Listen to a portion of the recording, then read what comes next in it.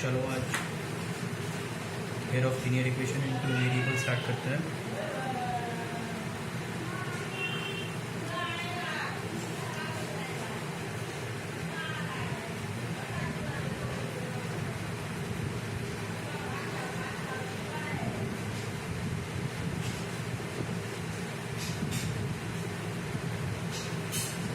ये याद रखना, हम दो वेरिएबल के बारे में बात कर रहे हैं, तो दो वेरिएबल से मेरा मतलब हो जाता है एक x और एक y, क्वाइट कॉमन टर्म।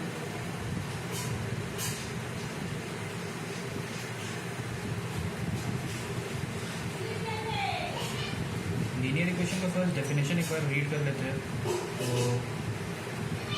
कुछ क्लैरिटी मिल जाएगा।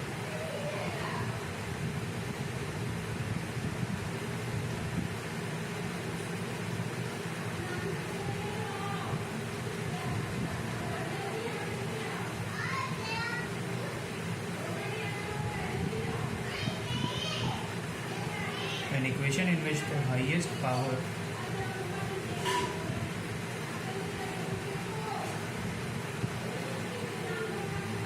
of variable is 1 such that the degree of equation is 1.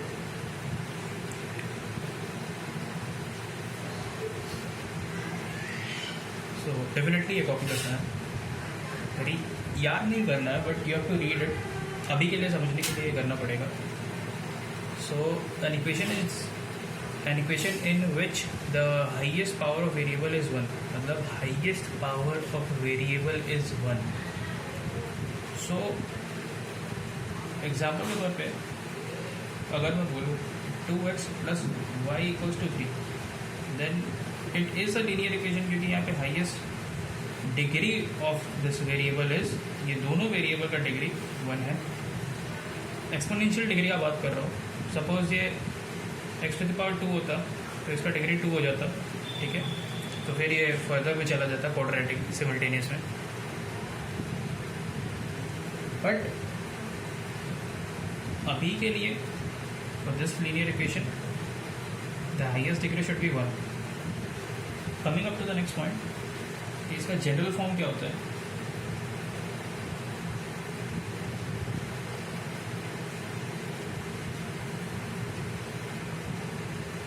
General form of linear equation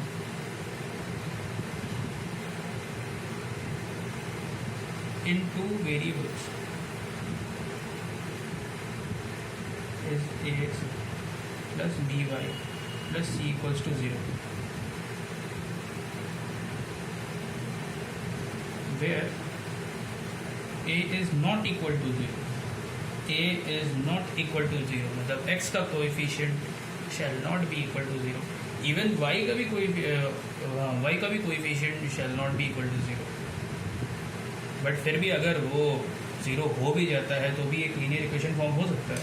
हम एक वेरिएबल के साथ भी लीनियर इक्वेशन फॉर्म कर सकते हैं, बट इस चैप्टर के लिए, स्पेशली इस चैप्टर के लिए हम दो वेरिएबल्स के साथ डील कर रहे हैं, तो डेफिनेटली इन दोनों का कोएफिशिएंट 0 नहीं होना चाहिए, नहीं तो दो वेरिएबल्स हुआ ही कैसे, फिर एक ही वेरिएबल होगा। And A B C are real numbers, या एग्जाम्पल के तौर पे ये रह सकता है, इवन एक और रह सकता है, नॉर्मल है, कुछ भी रह सकता है यहाँ पे। बस यहाँ का हाईएस्ट पावर 1 होना चाहिए, तो एक लीनियर इक्वेशन फॉर्म होगा as of now.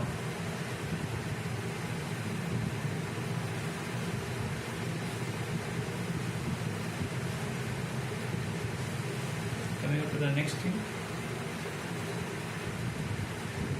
The values of the variables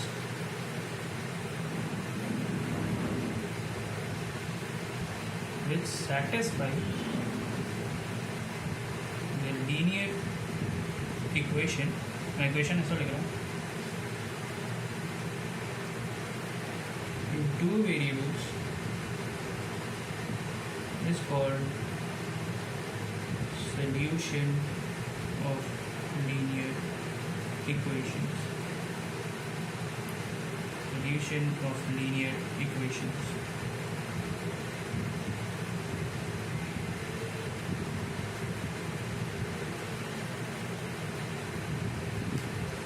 तो सॉल्यूशन ऑफ लीनियर इक्वेशंस, ये वैल्यूज पुट करने से पता चलेगा कि कौन सा वैल्यू सेटिस्फाई करता है। जैसे 2x + y = 3, ठीक है, ये वाला एग्जांपल ले लेते हैं, 2x + y = 3। तो 2x + y = 3 में अगर हम यहाँ पे 2 का वैल्यू x का वैल्यू 1 डालते हैं, y का वैल्यू 1 डाल देंगे, 2 × 1 2 + 1 3, तो जाके x और y का वैल्यू अगर 1 होगा तो जाके 3 होगा। इसी तरह कुछ और भी वैल्यूज डालेंगे जिसकी वजह से ये 3 हो सकता है। ऐसा थोड़ी ना है कि ये एक ही वैल्यू पर डिपेंड करता है। हाँ, कुछ इक्वेशंस ऐसा होता है जो एक वैल्यू पर डिपेंड करता है, बट फिर भी हम और भी वैल्यूज डाल के वहाँ पे कर सकते हैं। तो यहाँ पे एक नोट रहेगा,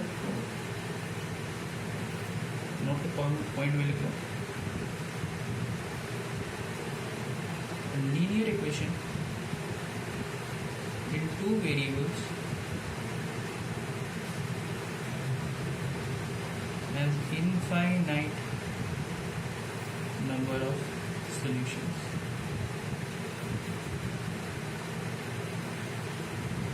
ठीक है, ये नोट के पॉइंट में लिख लो।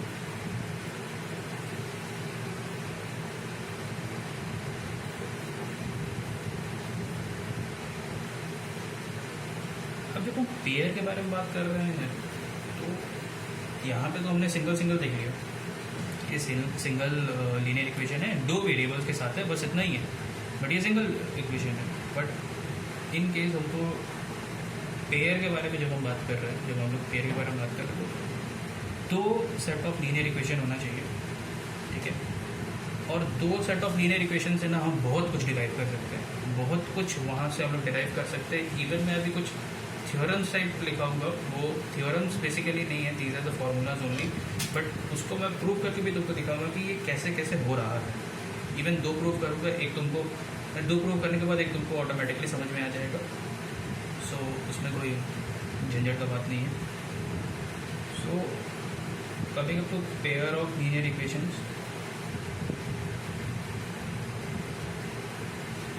तो यहाँ पे 2 पेयर का बात हो जाता है। तो नॉर्मली कोई भी एक इक्वेशन, दो इक्वेशन तुम ऐसे बना सकते हो, like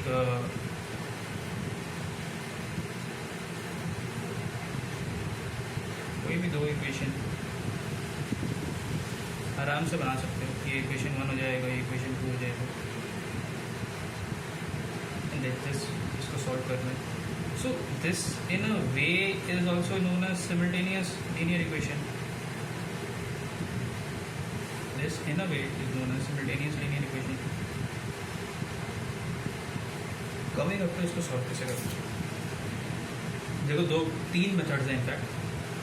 today I teach you 2 methods, जब मेरे को और भी बहुत कुछ कराना है actually. So coming up to the next, हमारे पास 2 मेथड्स है इस सिमल्टेनियस लीनियर इक्वेशन को कंप्यूट करने के लिए। वेरी इजी मेथड्स, कोई इसमें वो नहीं है। इवन पहले मेथड्स लिख लो।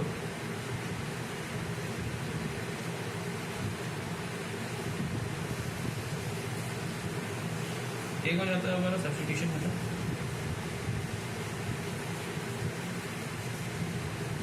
एक हमारा हो जाता है एलिमिनेशन मेथड,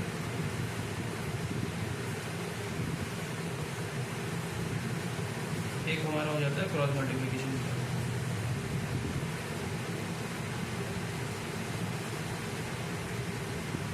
इसमें से मैं आज के डेट पे ये और ये कराऊंगा, ये नेक्स्ट डे करेंगे, ठीक है, ये हमारा ड्यू रहेगा। सो मेन यही दोनों बेसिस पे है, और ये दोनों बेसिस पे आने पे इसमें कुछ है नहीं ऐसा, बट मेरे पास बहुत कुछ और भी कराना है इसके साथ। सो मैं इनिशियल का 2-3 एक्सरसाइजेस स्किप करके गया हूँ मेथड्स के ऊपर डायरेक्टली, उसके बाद मैं ग्राफिकल रिप्रेजेंटेशन दिखाऊंगा, और उसके साथ ही ग्राफिकल रिप्रेजेंटेशन के साथ ही मैं तुमको दिखाऊंगा कि कैसे वो ग्राफिकल रिप्रेजेंटेशन से हम बहुत कुछ डिराइव कर सकते हैं। तो that is quite easy.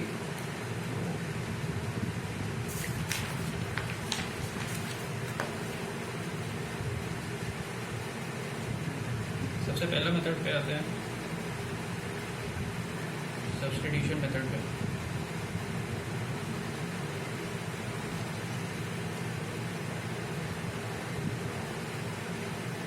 Substitution method, substitute करना, एक ऑल्टरनेट, लाइक सब्स्टिट्यूशन मेरे को याद है, मैं ये वर्ड के आसपास आया था जब मैं क्लास में स्कूल में रहता था। एवरी ऑल्टरनेट डे एक सब्स्टिट्यूट टीचर आती, तो उसके बेसिस पे मतलब सब्स्टिट्यूशन मतलब क्या है कि ऑल्टरनेट वे होना चाहिए, एक ऑल्टरनेट वे। तो ये इसमें कुछ ऐसा कुछ हार्ड और फास्ट रूल इसमें कुछ अप्लाई नहीं होता। सपोज कि two set of linear equation है, ये इक्वेशन 1 और ये इक्वेशन, सपोज इसमें हम दोनों को इसमें हम लोग को इसमें सॉल्व करना है ये दोनों इक्वेशन को, और x और y का वैल्यू निकालना है, but using substitution method. Normal method से नहीं निकालना। नॉर्मल मेथड तो फिर हो गया हम लोग का elimination method, but substitution method से हम लोग को ये निकालना है। तो कैसे निकालेंगे सब्स्टिट्यूशन मेथड से ये चीज़? It's very easy. तो दोनों इक्वेशंस में से जो भी इक्वेशन का लाइक x और y देखना है, x और y का कोएफिशिएंट्स, या फिर दोनों इक्वेशन में से तुमको जो भी इक्वेशन एक ईजी लगता है सॉल्व करने में, तुमको सिर्फ सॉल्व करना है। सॉल्व करना इन द सेंस मतलब लाइक हम इक्वेशन 2 को पहले सॉल्व करेंगे और इसमें से हम लोग x को सब्जेक्ट बना लेंगे। तो समझो हम लोग ने x को सब्जेक्ट बना लिया यहाँ पे, तो x equals to 3 minus 2y, ठीक है। नाउ ये हमारे पास आ गया कि x का वैल्यू 3 माइनस 2y होगा, y का कोई भी वैल्यू हो तो हम लोग x का निकाल सकते हैं। तो हम लोग को x का सब्जेक्ट एक मिल गया। Now substituting this, substituting the value of x in equation 1 मतलब 7 x के जगह हम लोग यूज़ करेंगे जो हमने यहाँ पे डेराइव किया,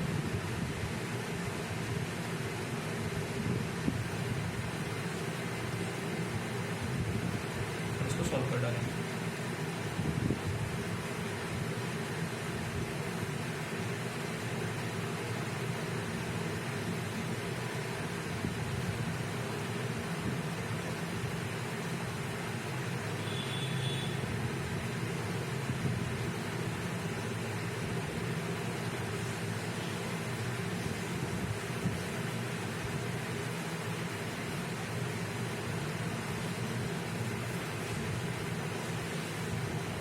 y का वैल्यू हमने डेराइव कर लिया। अब जैसे कि मैं पहले भी बोला था, इसको हम लोग इक्वेशन 3 भी रख सकते हैं, कोई ऐसा हार्म नहीं है। मैंने पहले भी बोला था कि एक बार मेरे को y का वैल्यू मिल गया, मैं x का वैल्यू निकाल दूँगा। पहले मैंने x को सब्जेक्ट बना के यूज़ किया यहाँ पे, और यहाँ पे मैंने इक्वेशन 1 में इसको यूज़ किया, और मैंने यहाँ से y का वैल्यू निकाल लिया आराम से। क्योंकि एक बार मैं सारा टर्म्स को y में कर दूँ तो फिर मेरा काम आसान हो जाएगा, वरना x और y दो वेरिएबल्स रहेगा और कैसे ढूंढेंगे एक वेरिएबल। तो इसलिए मैं x को सब्जेक्ट बनाया, यहाँ पे पूरा का पूरा टर्म को y के टर्म में कन्वर्ट कर दिया, और उसके बाद मैंने y का यहाँ पे वैल्यू निकाल दिया। नाउ ये y का वैल्यू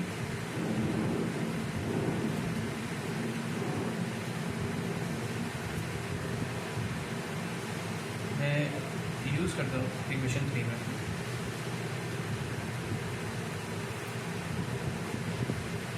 इक्वेशन 3 में यूज़ करूँगा तो x का वैल्यू ये था, x का हमने सब्जेक्ट बना के ये किया था। तो अब हमारे पास जब है आराम से y का वैल्यू, तो हम आराम से निकाल सकते हैं।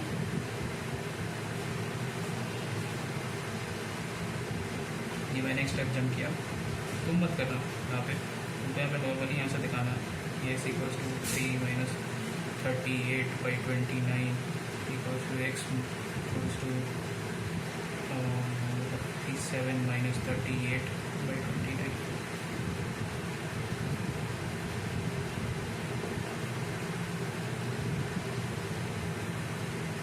और ये हम लोग आ जाएगा 49/20।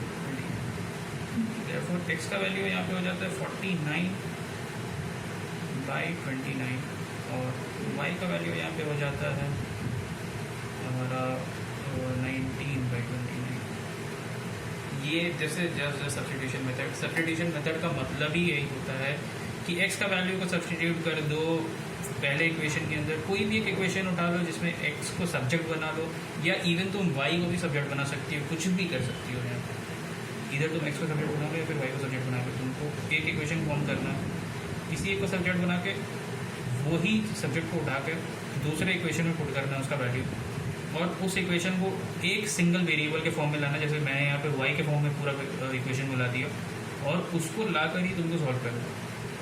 तुमने एक बार वो y का वैल्यू निकाल लिया, दैट्स सेट। उसके बाद तुमको जस्ट जो तुमने यहाँ पे सब्जेक्ट बनाकर एक इक्वेशन बनाया था इसके अंदर पुट करना है, या फिर इवन तुम्हारे पास अगर y का वैल्यू है तुम फर्स्ट या सेकंड इक्वेशन के अंदर भी पुट कर सकते हो, किसी के अंदर भी पुट कर सकते हो, तुम्हारा आंसर आना ही आना है। एंड ये कोई रॉन्ग मेथड नहीं है, कोई भी इक्वेशन में, तीनों इक्वेशन में से तुम कोई भी इक्वेशन में पुट करोगे तुम्हारा आंसर आएगा ही आएगा। That's it.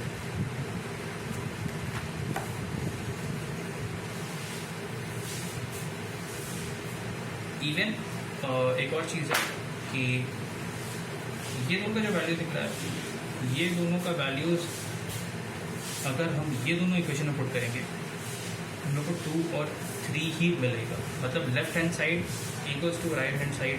हेंस यहाँ पर प्रूव हो जाएगा अगर ये दोनों वैल्यूज़ x और y का वैल्यूज़ हम यहाँ पर ये इक्वेशन में या फिर ये इक्वेशन में या फिर इवन ये इक्वेशन में पुट करते हैं तब भी, तीनों इक्वेशन में हम पुट करेंगे तब भी हो जाएगा।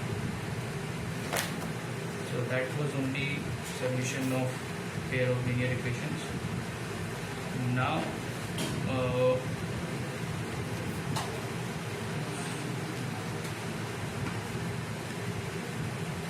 like I can do some questions on it.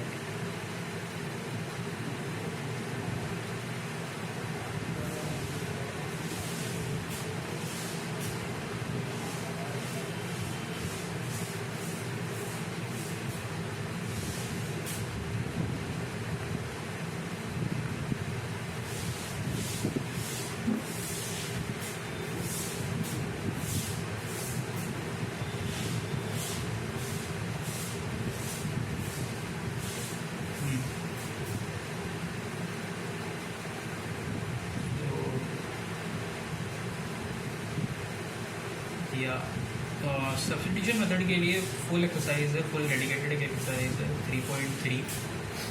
इसके अंदर सब कुछ स्पेशल बोल के कुछ इसके अंदर नहीं है,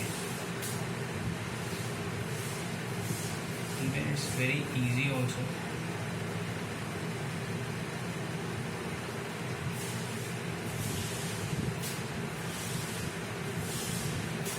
मैं यहाँ से 2 या 3 क्वेश्चन कराता हूँ। लाइक अगर हम एक्सरसाइज 3.3 का बात कर रहे हैं तो लाइक मैं एक 1 का 4 नंबर कर रहा हूँ। इट्स वेरी इजी, मैं यहाँ पे कॉमन क्वेश्चन करा दे रहा हूँ सो दैट एक आइडिया मिल जाएगा and you can solve the rest of the question easily. 0.2x plus 0.3y equals to 1.3, 0.4x plus 0.5y equals to 2.3। ये पहला इक्वेशन, ये सेकेंड इक्वेशन। नाउ जैसे मैंने बोला था कि सब्स्टिट्यूशन मेथड भी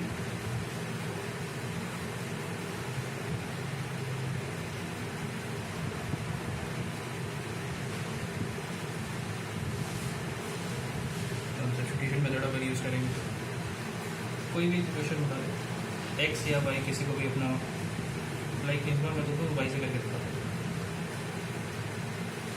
अगर मैं फर्स्ट इक्वेशन उठाता हूँ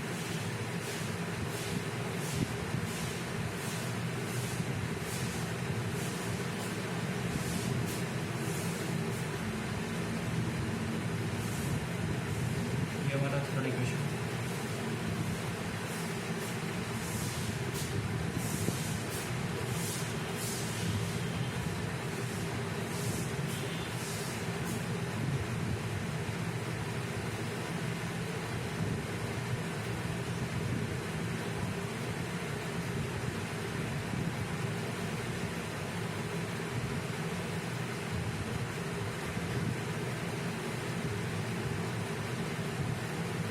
साथ करते जाऊँगी।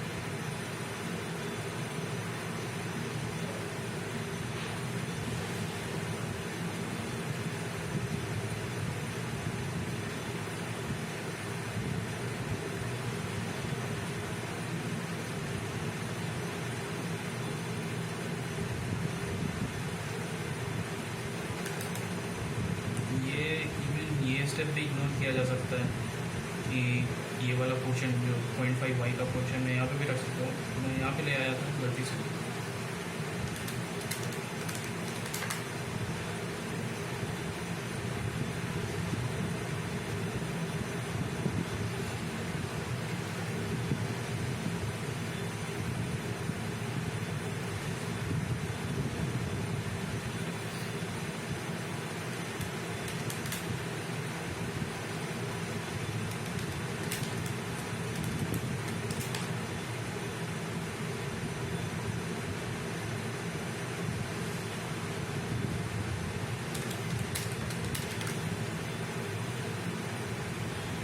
मल्टीप्लाई करते हैं।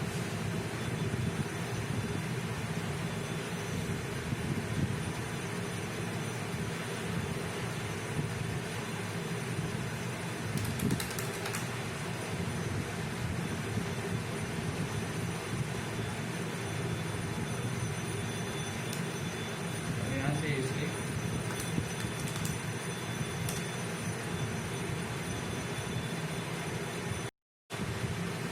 एक्स का वैल्यू यहाँ पे निकाल सकते हैं।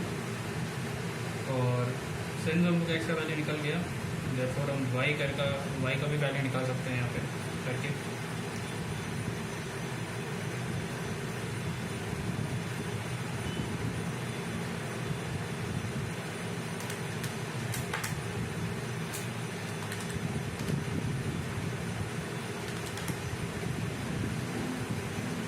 सिंपली 3 आएगा। तो यहाँ पे हम लोग का दोनों का वैल्यू निकल गया, वाई का भी निकल गया और एक्स का भी। तो दैट्स इट। इतना ही इजी होता है सब्स्टिट्यूशन मेथड, और इससे कुछ इतना डिफिकल्ट नहीं है। हाँ, थोड़ा बहुत प्रॉब्लम है उसका है, कुछ प्रॉब्लम्स हम सर्च कर रहा हूँ, कुछ नेक्स्ट डे कर रहा हूँ।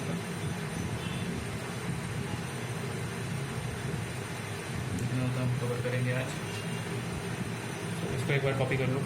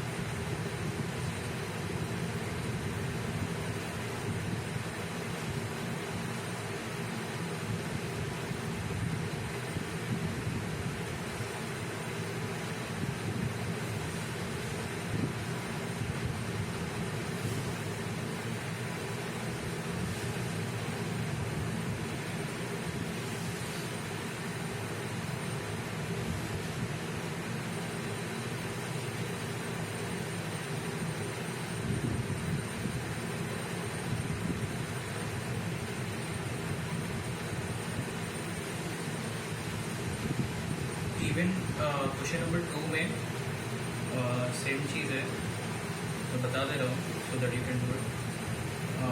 क्वेश्चन नंबर 2 में 2x + 3y = 11, 2x - 4y = -24। You can refer your book, exercise 3.3 question number 2। तो ये दो इक्वेशन से हमें दिया हुआ है, हमको कुछ नहीं करना है, बस इसको सब्स्टिट्यूशन मेथड से, जिस मेथड से भी हमने किया सब्स्टिट्यूशन मेथड से हमको इसको सॉल्व करना है। x और y का वैल्यू जहाँ निकल गया, जैसे ये दो x और y का वैल्यूज निकले, तो हम लोग को सिंपली वहाँ पर x और y का वैल्यूज़ वो y = ms + 3 के इक्वेशन में पुट करना है, and we can simply derive the value of m। Coming to question number 3, the substitution जो मैं कराऊंगा, some questions have to try it on your own, नहीं होने से एंड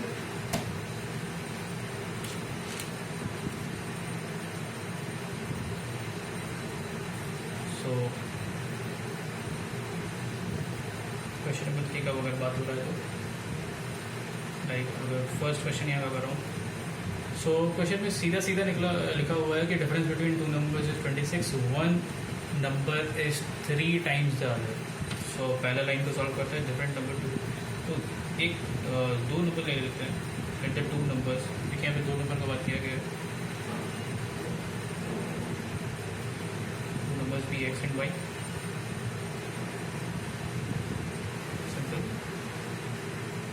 नाउ फर्स्ट लाइन के हिसाब से हमारा फर्स्ट इक्वेशन बन जाएगा कि difference between two numbers x और y के बीच में डिफरेंस 26।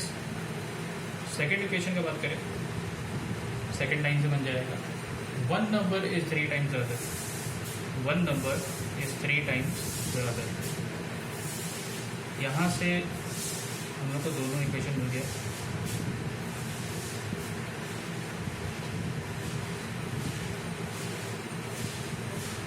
कुछ नहीं करना है, बस सब्स्टिट्यूशन मेथड करके x और y का वैल्यू निकालना है।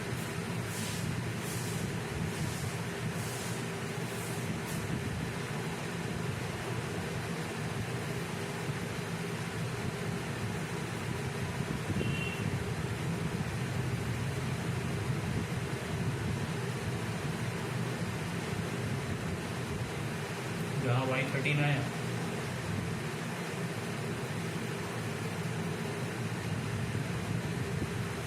x 39 आ गया, hence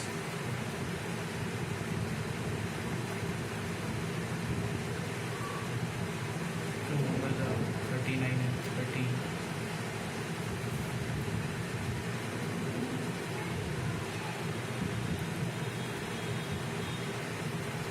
Coming up to the next question, third question पे आते हैं। Second question you will do on your own.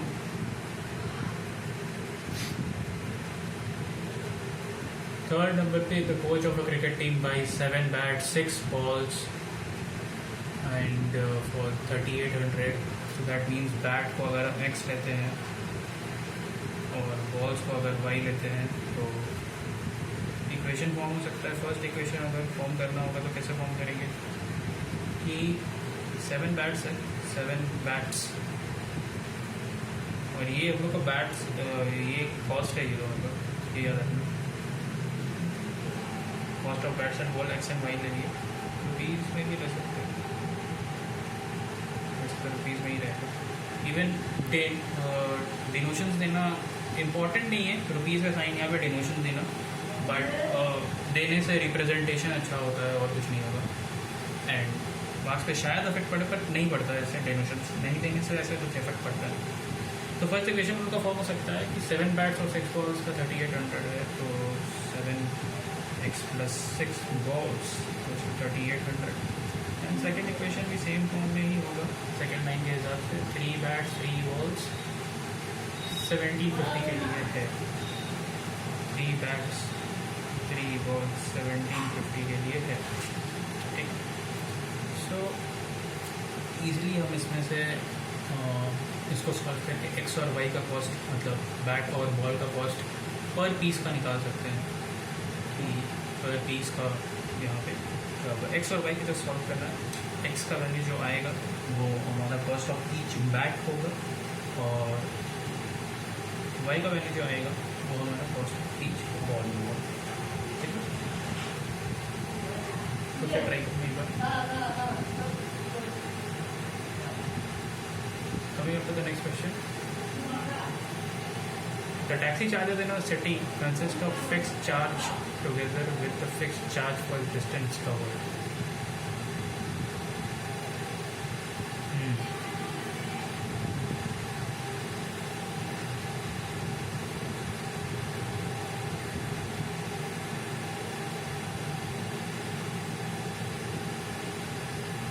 For a distance of 10 km, the charge paid is 105, and for the journey of 15 km, the charge paid is 155. What are the fixed charges of the charge per kilometer? How much does a person have to pay for a traveling distance of 25 kilometre? ठीक, इसमें कोई बहुत बड़ा चीज़ नहीं है, easy है ये question.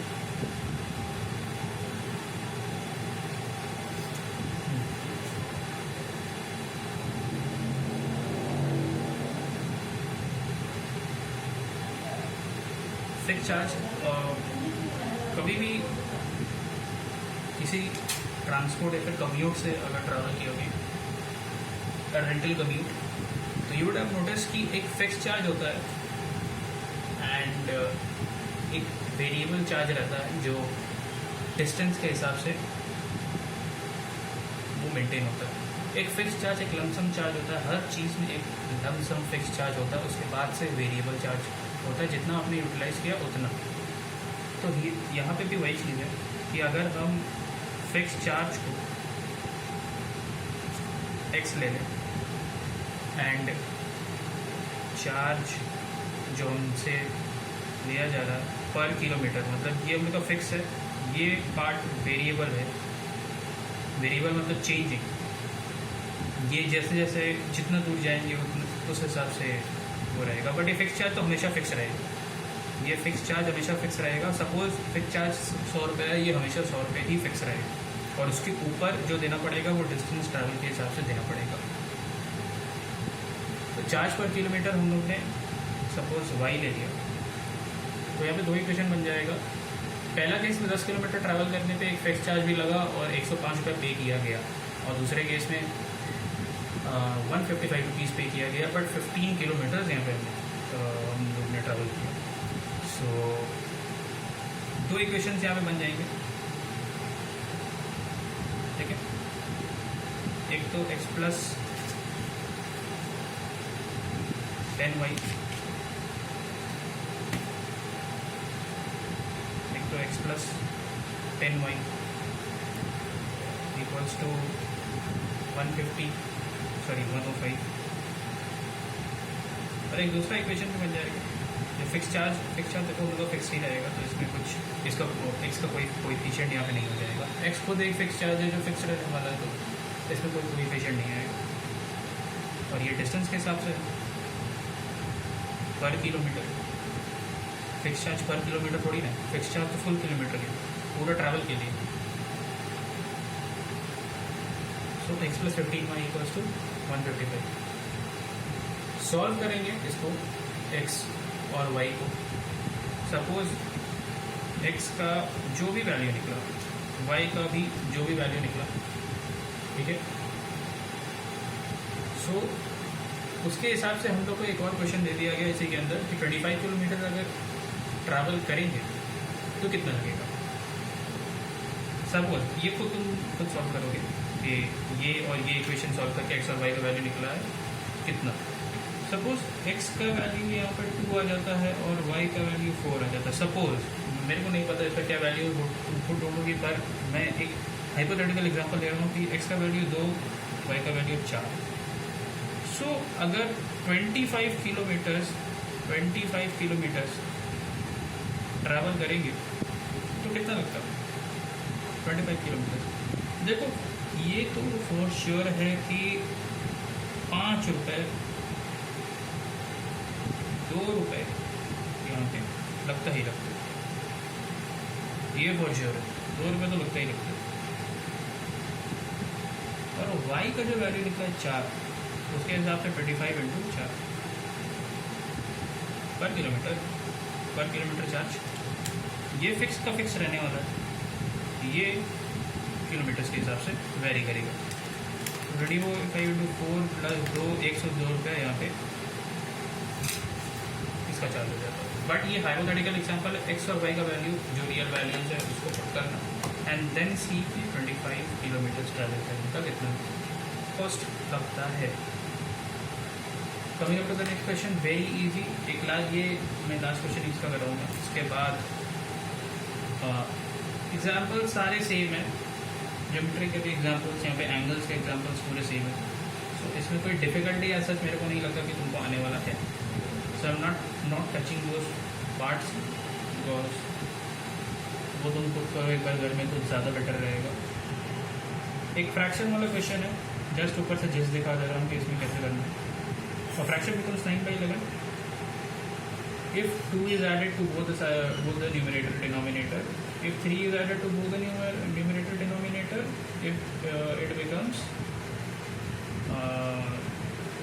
5/6. तो न्यूमरेटर एंड डिनोमिनेटर x और y अगर हो गया तो सब numerator by denominator,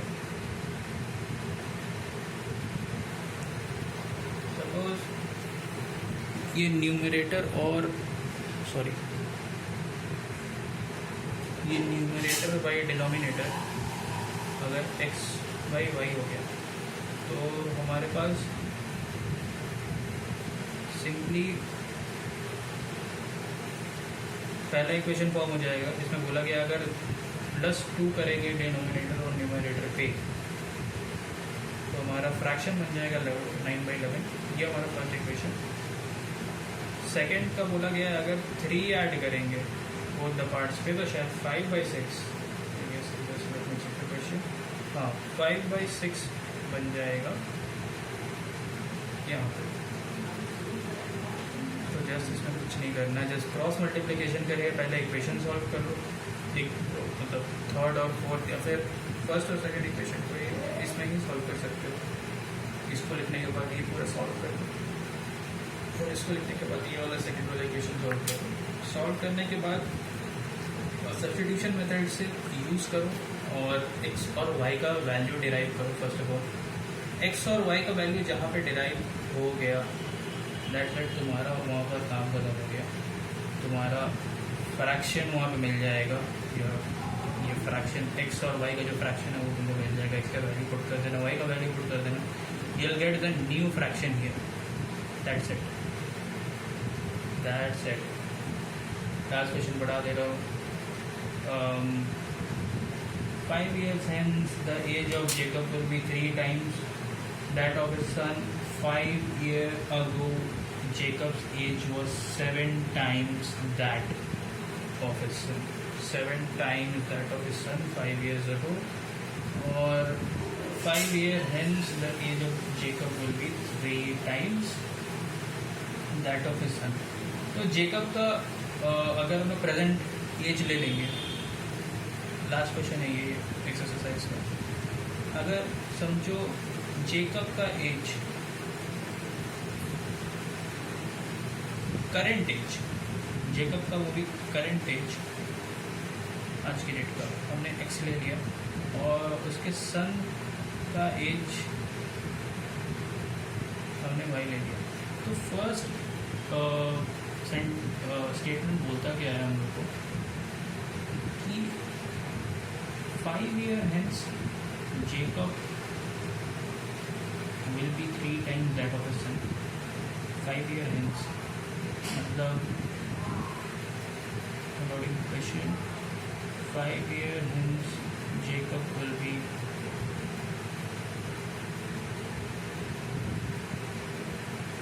3 times the age of his son, 3 times the age of his son।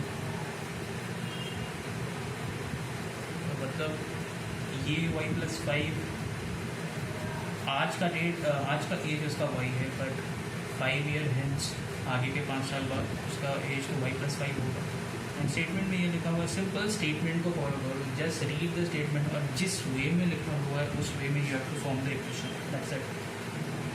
Jacob का एज 5 साल बाद 3 टाइम्स होगा the age of his son, that's it. ये इक्वेशन 1 फॉर्म हो गया। 5 साल पहले का अगर बात किया गया था, 5 साल पहले जेकब का age will be 7 times the age of his son, then that's it। यहाँ पे ही तुम्हारा इक्वेशन फॉर्म हो जाता है 3y + 15 x - 3y = 10। यहाँ पे भी इक्वेशन फॉर्म हो जाता है x - 5 = 7y - 35, x - 7y = 5 - 35, that's it, -30, that's it। ये दो इक्वेशन फॉर्म हो जाते हैं। ये दोनों इक्वेशन को जब सॉल्व करना, you will get the age of Jacob, that is x, Jacob का son, that is y।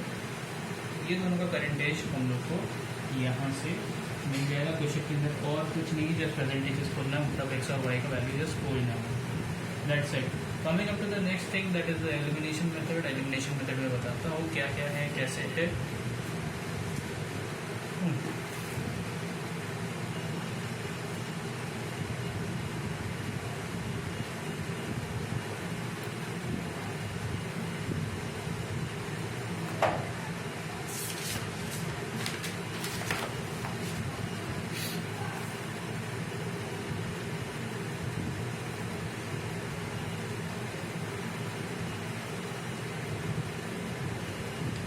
Elimination method का मैं एक एग्जांपल कराऊंगा।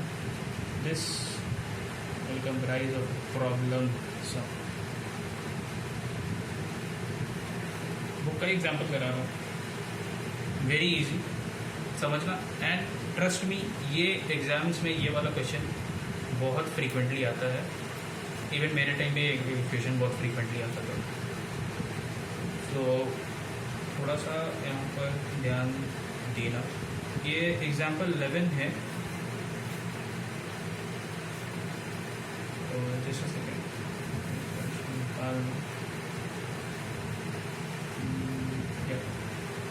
It's here, example 11। The ratio of incomes of 2 persons is 9:7। Income का बात किया जा रहा है। Ratio of incomes of 2 persons is 9:7। The ratio of their expenditure is 4:3. Each of them manages to save 2000 per। now इसमें catch क्या है? Catch ये है कि सपोज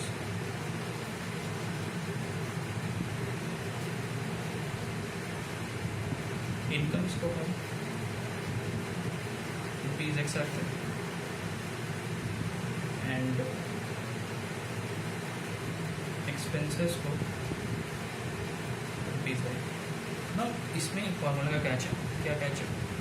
कॉमन सेंस है। सेविंग्स हम लोग के पास है, इनकम एक्सपेंस है, तो इनकम लेस एक्सपेंसेस करने से तभी तो हम लोग के पास सेविंग्स आता है। जितना हमने कमाया, जितना हमने खर्च किया, उसको अगर सब्सट्रैक्ट करेंगे तभी हम लोग के पास सेविंग्स आएगा। That means income minus expense equal to savings. और ये हो गया, बस काम हो गया। कैसे काम हो गया? अगर हम लोग ए का बात कर रहे हैं, सपोज यहाँ पे ये 2 पर्सन है, ये ए एंड बी है, सपोज हाइपोथेटिकल। तो ए का बात कर रहे हैं, तो ए का इनकम था 9x लेस एक्सपेंस कितना था 4y इक्वल्स टू सेव कितना करते थे 2000। बी का ही अगर सेम में बात करेंगे तो 7x उसका इनकम था, 3y उसका एक्सपेंडिचर था, 2000 तो सेव करता था पर मंथ। ये हम लोग का 2 इक्वेशन बन गया। That's it. इक्वेशन 2 बन चुका है। दैट्स इट, और कुछ नहीं। अब फॉलो इसमें करना है एलिमिनेशन मेथड। सब्स्टिट्यूशन मेथड का हमारे पास स्कोप नहीं है, एलिमिनेशन मेथड इसमें तो फॉलो करना। एलिमिनेशन मेथड में कुछ नहीं करना होता है, जस्ट सिंपल चीज़ है, कोई एक वैल्यू को हम लोग को एलिमिनेट कर, मतलब इधर एक वेरिएबल को, इन शॉर्ट एक वेरिएबल को एलिमिनेट करना है। कौन सा वेरिएबल को एलिमिनेट करना है ये तुम्हारा चॉइस है। इधर तुम इस चीज़ को एलिमिनेट कर दो तो तुम्हारे पास y का वैल्यू आ जाएगा, इधर तुम इस चीज़ को एलिमिनेट कर दो तो तुम्हारे पास x का वैल्यू आ जाएगा सिंपली, और तुम फिर पुट करके उसका y का वैल्यू निकाल सकते हो। तो दैट्स इट। मैं यहाँ पे चूज़ करूँगा कि मैं y का वैल्यू एलिमिनेट कर दूँ। सो यहाँ पे कुछ नहीं करना, 3 को इसके कोएफिशिएंट को जस्ट यहाँ पे मल्टीप्लाई करना, मल्टीप्लाई बाई 3। ये इक्वेशन को जस्ट ये कोएफिशिएंट को ये इक्वेशन से जस्ट मल्टीप्लाई कर दो। सेम चीज़ 4 को इससे मल्टीप्लाई कर दो, इस इक्वेशन को।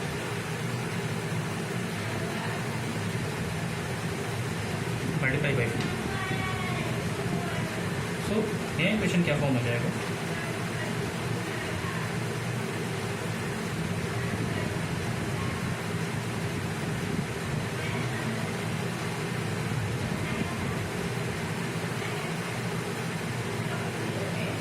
एक कॉमन चीज़ हो जाएगा कि ये देखो हम लोग को y एलिमिनेट करना था और ये दोनों एलिमिनेट होने के लिए पूरा रेडी है, दोनों सेम कोएफिशिएंट्स के साथ, सेम वेरिएबल्स के साथ पूरा रेडी है। सो इसमें और कुछ नहीं करना है, दैट्स इट। यहाँ पे सिंपली ये जहाँ हो जाएगा, तो यहाँ पे हम लोग को 2 मेथड है जो हम लोग शो कर सकते हैं कॉपी में। इधर हम लोग यहाँ पर ऐसे डैश देकर यहाँ पे डायरेक्टली सॉल्व कर सकते हैं, या फिर एक लंबा चौड़ा स्टेटमेंट भी लिख सकते हैं, लाइक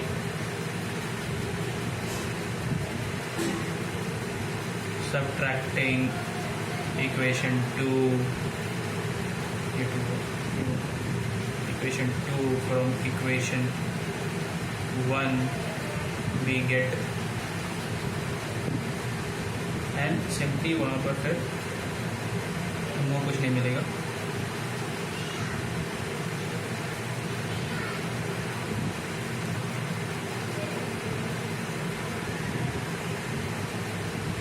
x का वैल्यू 2000 आ जाएगा। पुटिंग द वैल्यू जहाँ पर उनके पास x का आ गया,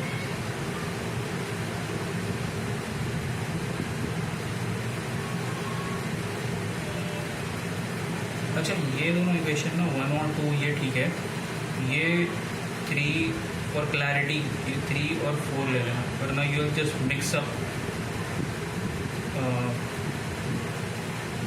ये फिर तुम मिक्स कर जाओगे कि कौन सा 3, 4, 2, 1 क्या है। Putting the value of x in equation 1 only, पहला वाला सबसे simple, 9x minus 4y equals to 2000 था, 9x minus 2000, 9 into 2000 minus 2000,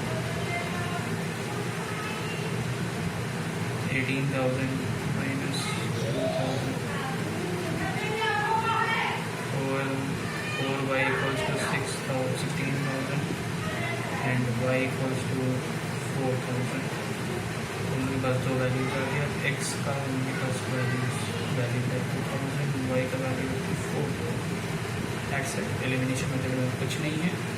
elimination method इस थोड़ा सा ट्रिकी नहीं बोल सकते, थोड़ा सा मेहनत ज़्यादा है सब्स्टिट्यूशन मेथड से। इवन सब्स्टिट्यूशन मेथड सबसे ईजी था।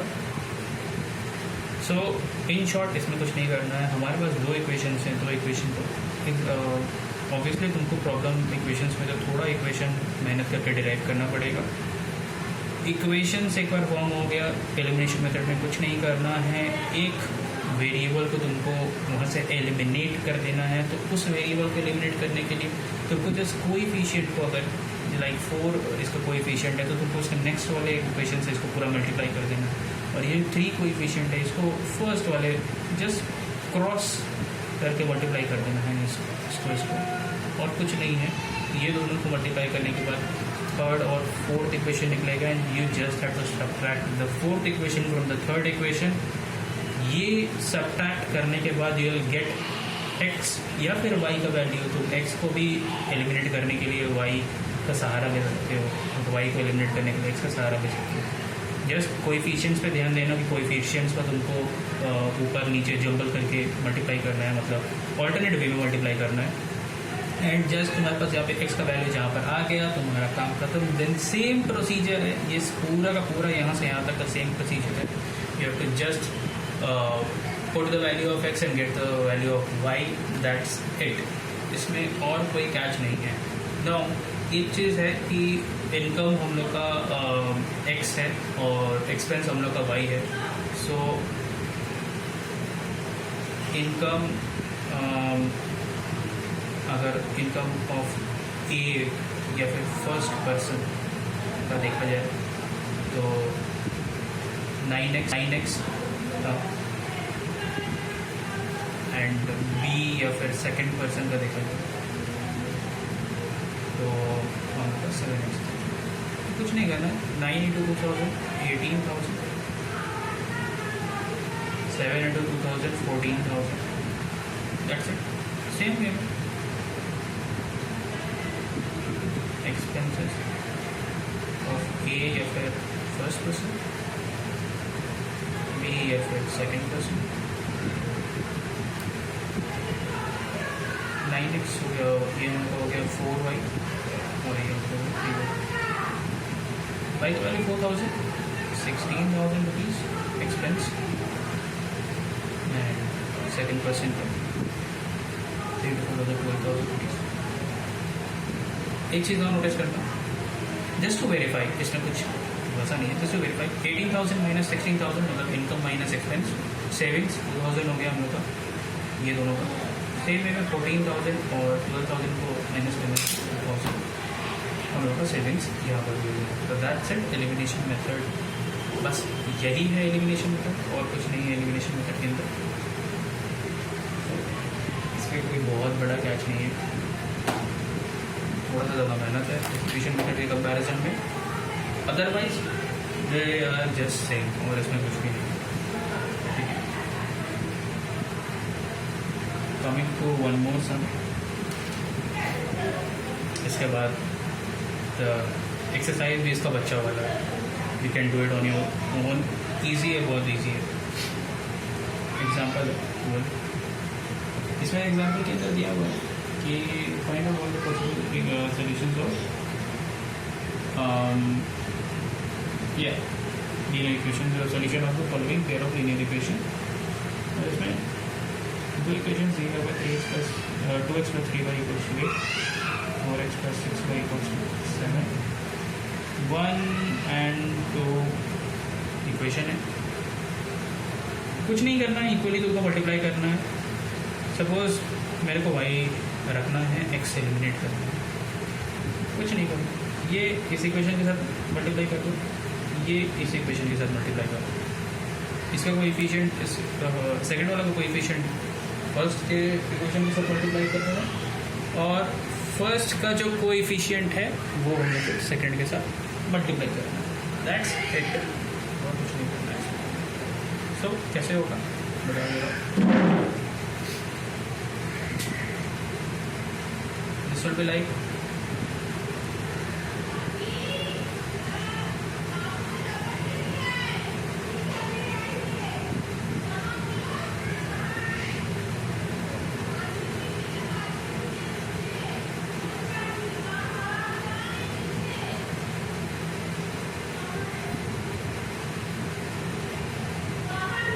थर्ड एंड फोर्थ इक्वेशन, और मैं पहले ही बोल चुका हूँ कि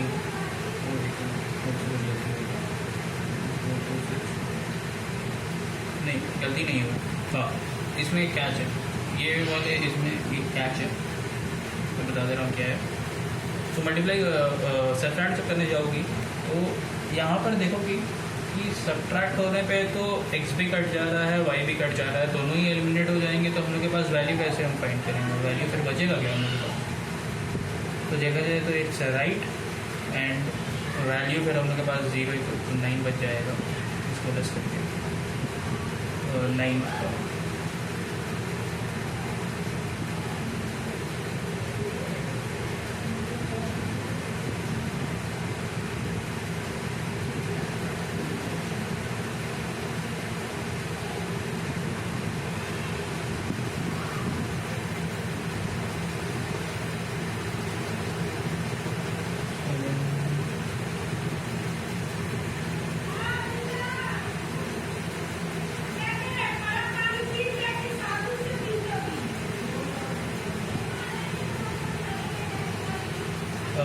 इसमें 32 - 14 का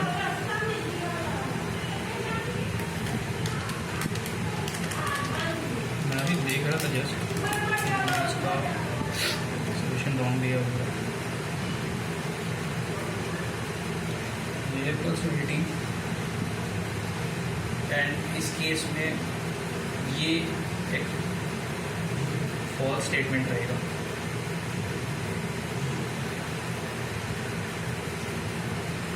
And therefore this equation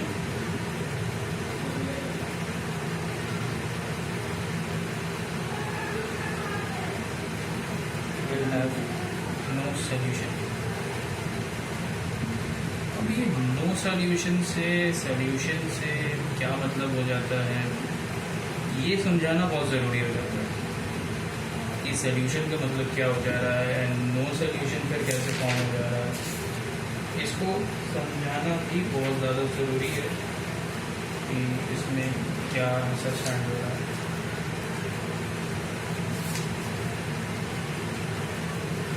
देखो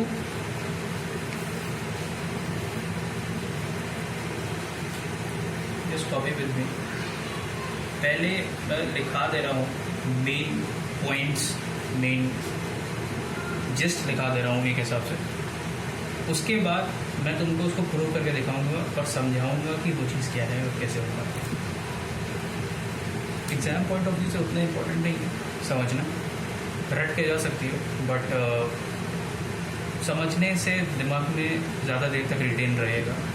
रटने से आज शायद समझ में आ जाए, आज शायद रट लो, बट देन एग्ज़ाम वाले दिन के पहले दिन हो जाओगे। And linear equation and quadratic equation ये दोनों ऐसा चैप्टर होता है कि इतना प्रैक्टिस और इतना कमांड होना चाहिए इन दोनों चैप्टर्स के ऊपर कि एग्ज़ाम के एक दिन पहले भी अगर तुमको टाइम नहीं मिले इन चैप्टर्स को गो थ्रू करने का तब भी चल जाए। इतना तुम्हारा प्रैक्टिस और कमांड इन दोनों चैप्टर्स के ऊपर होना चाहिए।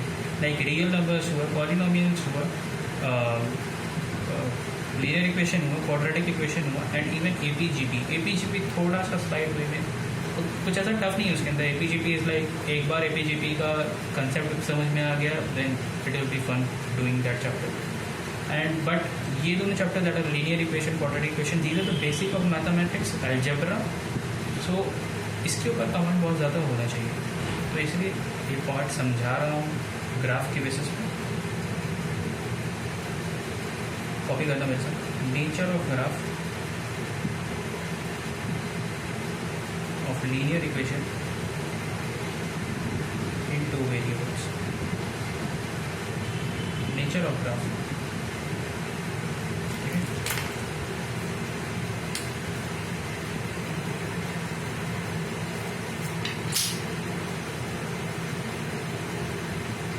देखो हमारा जो दो इक्वेशंस होता है, two pair of linear equation, इसका एक फॉर्म होता है। मैं पहले बताया जनरल फॉर्म लिखाया हूँ तुमको पहले भी।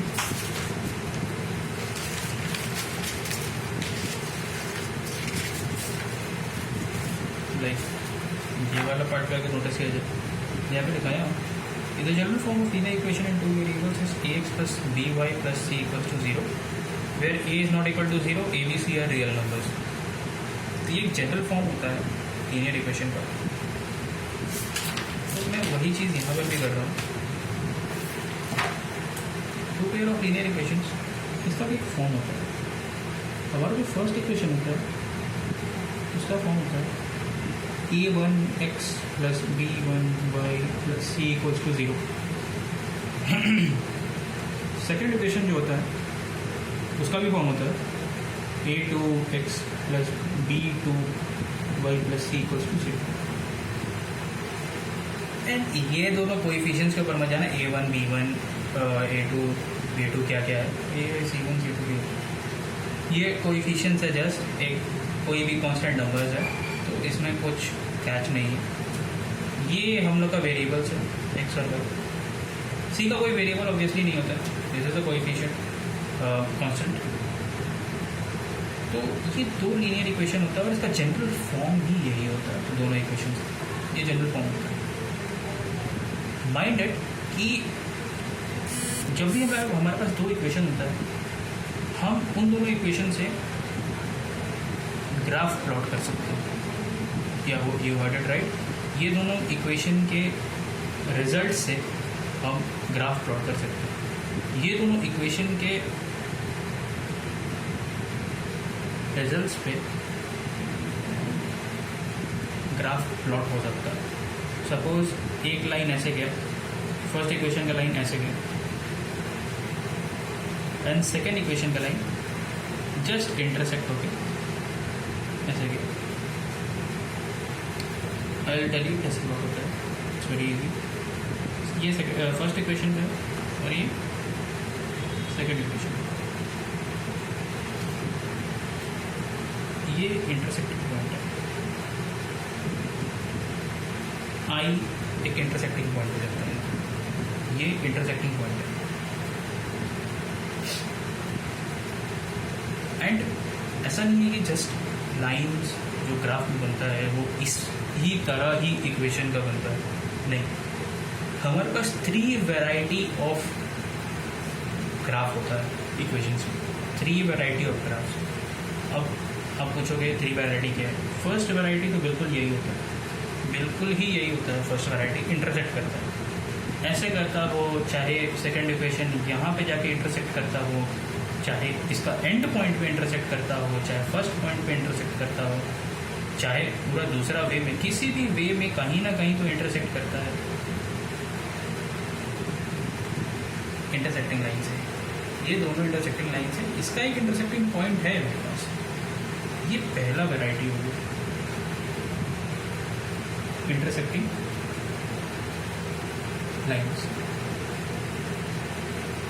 दूसरा वैरायटी पे आता है, साइड साइड में कर मिक्स करना पड़ेगा. दूसरा वैरायटी हमारा ये ग्राफ है.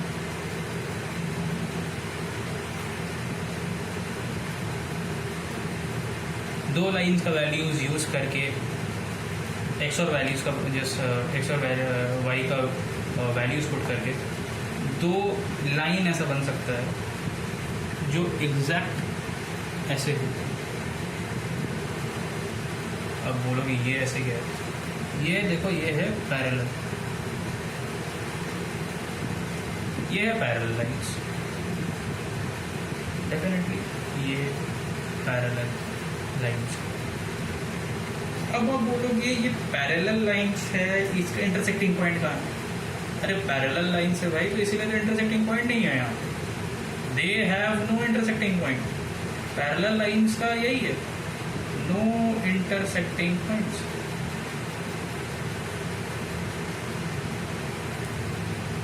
अब जब इंटरसेक्ट ही नहीं कर रहे हैं तो क्या ही सोल्यूशन होगा इनके पास. इनका कोई सोल्यूशन नहीं होता. They don't have any solution. If this equation has no solution at all, then ये पैरेलल लाइंस हो सकते हैं. इट मे बी पॉसिबल कि ये दोनों इक्वेशन से पैरेलल लाइंस फॉर्म हो. It is very much possible, क्योंकि इनका कोई सोल्यूशन ही नहीं होता. यहाँ पे देखो ना, ये जो इंटरसेक्टिंग पॉइंट होता है ना, यही इनका एकमात्र सोल्यूशन होता है. मतलब they have just one unique solution,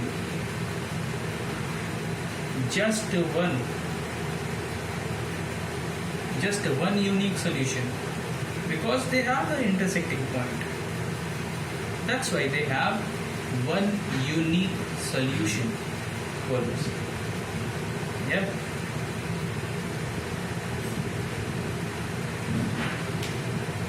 Now I'll come to the third portion. तो हम लोग का थर्ड टाइप ऑफ ग्राफ होता है.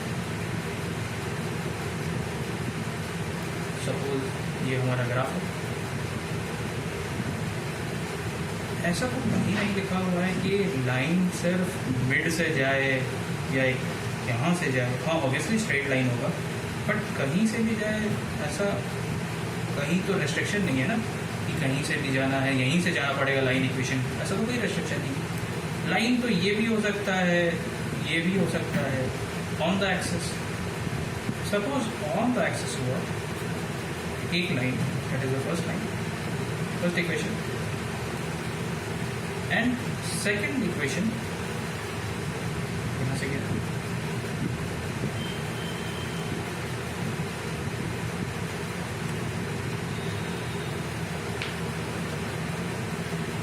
सेकेंड इक्वेशन यहाँ से क्या, पॉसिबल, वेरी मच पॉसिबल.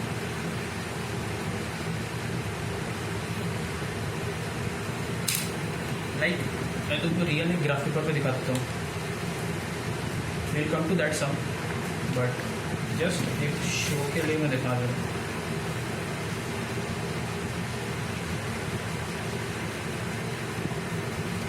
देखो ये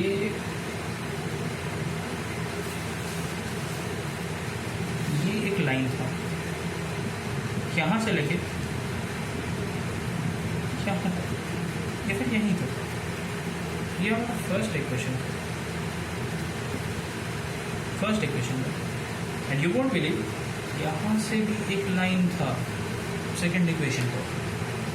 ये सेकंड इक्वेशन था, बस ये थोड़ा दूर से स्टार्ट हो गया. एंड लेकिन पॉइंट यही था इसका. अब आप बोलो कि एक इक्वेशन के लाइन के ऊपर एक और इक्वेशन, तो शायद सेम लाइन हो सकता है, सेम इक्वेशन हो सकते हैं, तो इसके भी तो नो सोल्यूशन होगा. नहीं, नो सोल्यूशन क्यों होगा?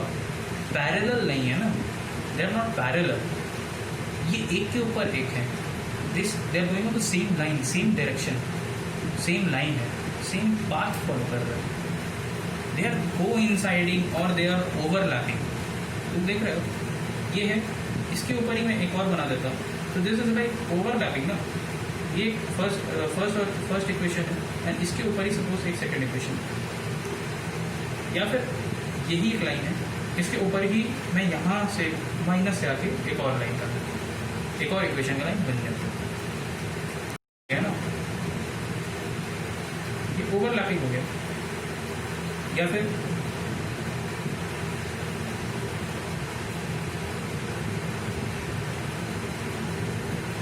कोइंसाइडिंग लाइंस, ओवरलैपिंग या फिर कोइंसाइडिंग लाइंस. नेक्स्ट आपने बोला इसका नो सोल्यूशन होगा, इसका यूनिक सोल्यूशन होगा. यूनिक सोल्यूशन क्योंकि इंटरसेक्टिंग है. इसका नो सोल्यूशन क्योंकि इनका कोई इंटरसेक्टिंग पॉइंट ही नहीं है, ये मिलने वाले ही नहीं है.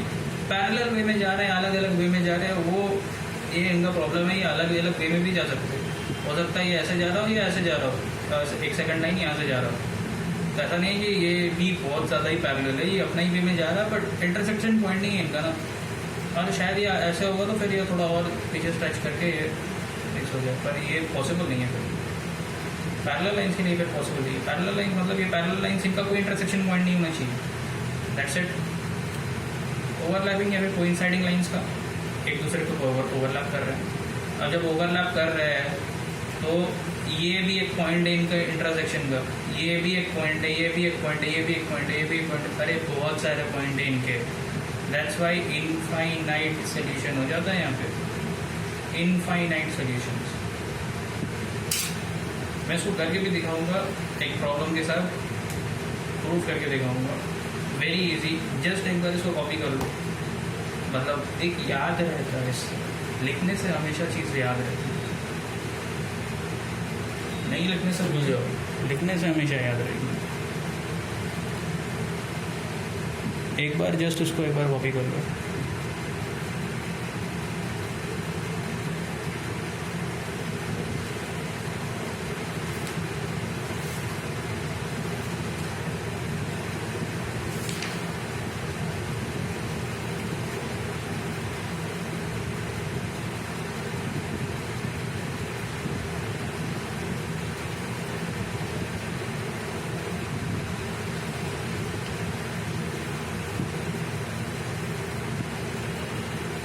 दो तीन बहुत इजी कंसेप्ट के साथ बता दूंगा, इवन दिखा भी दूंगा, बट इससे पहले मेरे को दो तीन टर्म और डिफाइन करना पड़ेगा तुमको, सो दैट मैं वहाँ पे जब एग्जाम्पल करूँ तो कोई डिफ़िकल्टी ना हो कि ये कहाँ से आ।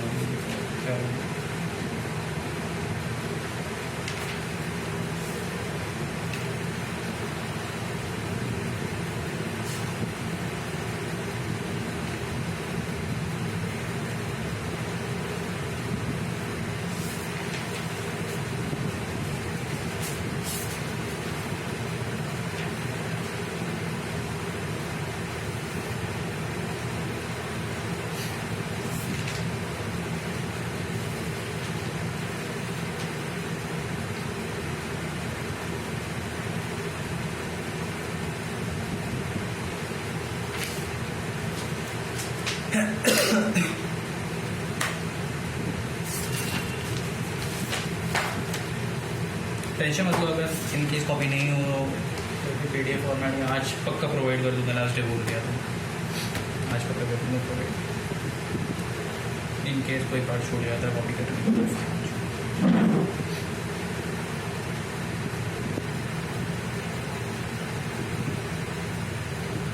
दो टर्म होता है,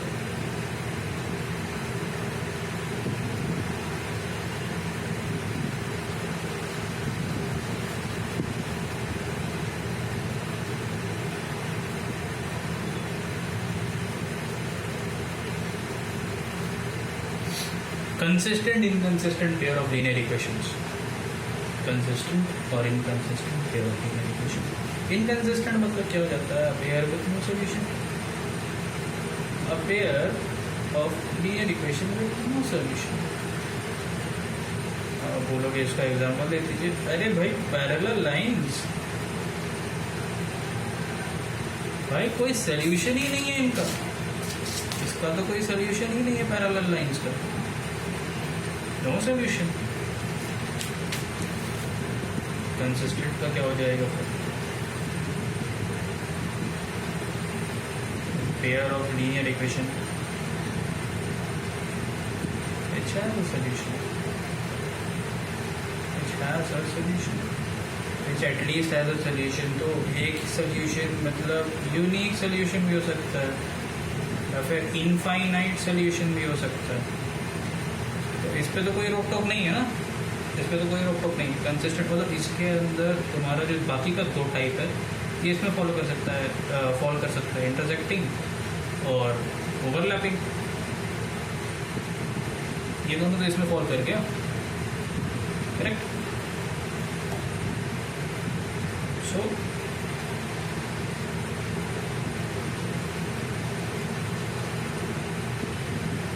coming over the next thing कि इसमें से हम कंक्लूजन क्या डेराइव कर सकते हैं, कि आप बोले कि ग्राफ है, ये है, वो है, इसमें से देखो कंक्लूजन बेटा तीन कंक्लूजन इसमें से डेराइव हो जाता है।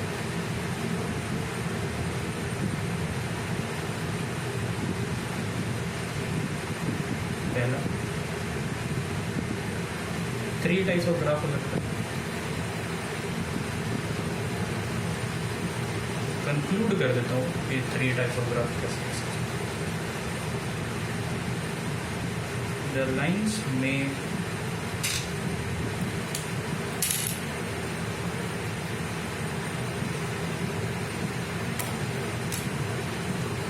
intersect in a single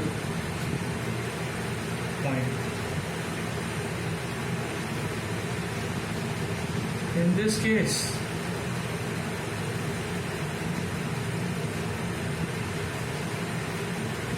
pair of linear equation has a single unique solution। consistent है definitely। second conclusion हम लोग का, the lines may be parallel।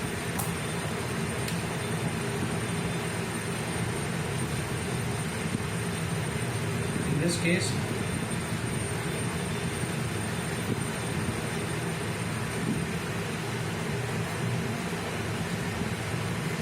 the equations have no solution at all. कोई solution नहीं है. Inconsistent.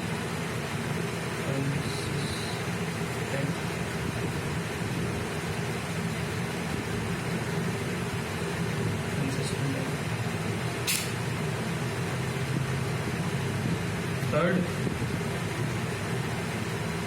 the lines may be coincident.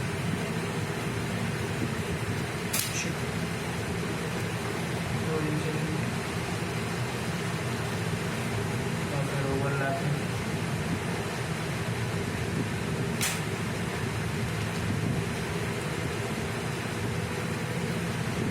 In this case, the equations have infinitely many solutions.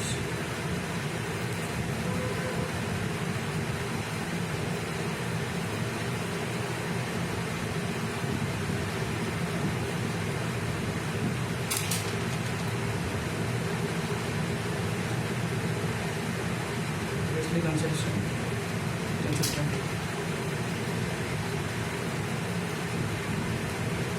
अब एक table बनवाऊंगा, एक छोटा सा टेबल है, उससे क्या रहेगा ना, विल हैव ये तुम्हारे पास है कंक्लूजन, एक टेबल भी रहेगा, तुमको याद भी रहेगा, इवन रिवाइज करने में भी बहुत ईजी रहेगा.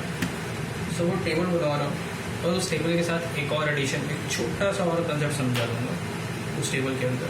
वो हो जाएगा तुम्हारा more than half of the portion of linear equation complete हो गया. That's it. एक बच जाएगा तुम्हारा फिर एंड में एक last method, that is cross multiplication. And cross multiplication के साथ कुछ प्रॉब्लम सम्स, ऑब्जेक्टिव्स, ये जो टाइम टू टाइम सॉल्व करना है, but concept wise chapter over हो जाएगा. सिर्फ वो मेथड को लेकर एक छोटा सा वो मेथड में है और उसमें थोड़ा सा एक कैच है, वो नेक्स्ट डे समझा दूँगा. आज के लिए इतना और टेबल बनवा रहा हूँ, उसके बाद थोड़ा सा सम्स करेंगे, 10th क्लास से रिलेट होगा.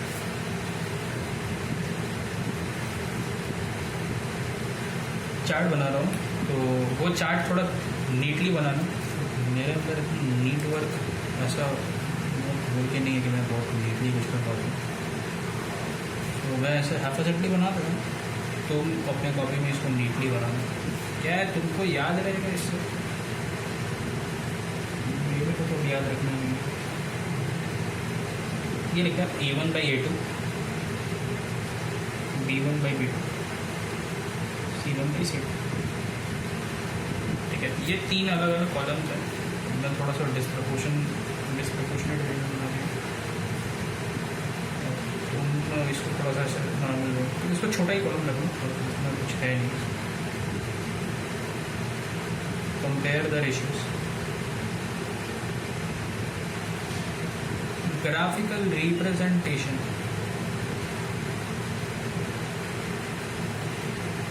and algebraical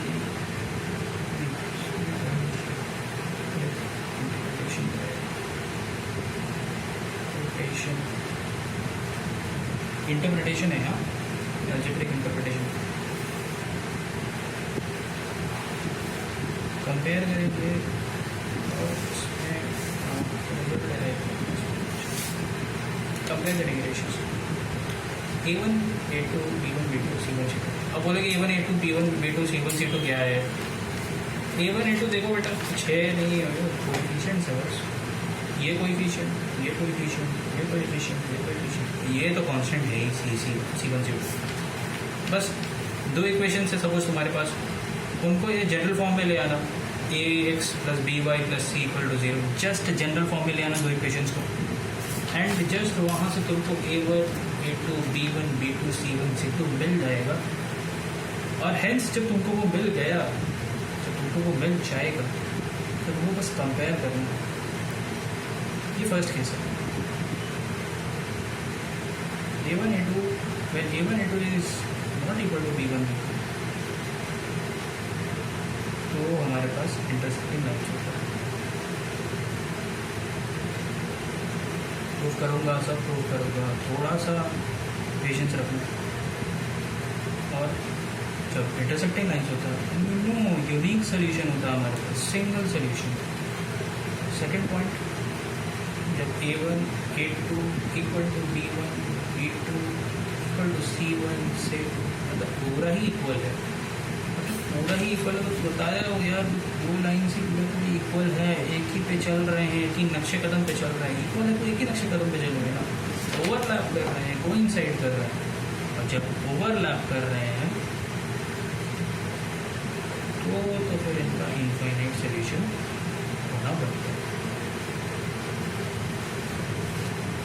third case, A1 A2 अगर B1 B2 के इक्वल है बट C1 C2 के इक्वल है, ये दोनों इक्वल है, ये पार्ट इक्वल है, बट C1 C2 के इक्वल नहीं है, ऑब्वियसली हमारा पैरेलल लाइन्स वहाँ पे आ जाएगा। जहाँ पैरेलल लाइन्स आता है, मैंने बताया था पैरेलल लाइन्स आने पे हमारा कोई इंटरसेक्शन पॉइंट नहीं है, और जब इंटरसेक्शन पॉइंट नहीं है तो no solution at all, inconsistent solution.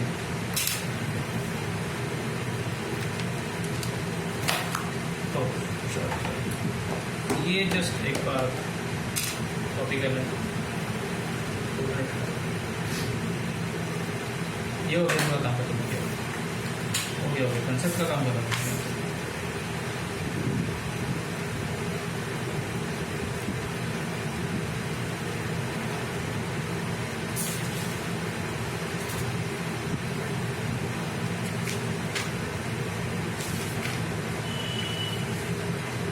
ये होने के बाद पेज नंबर 40 पे आ जाना। इन case you have, if you have book physical material है तुम्हारे पास तो ठीक है, नहीं है तो फोन से रेफर कर लेना, PDF फोन से। मैं तो फिर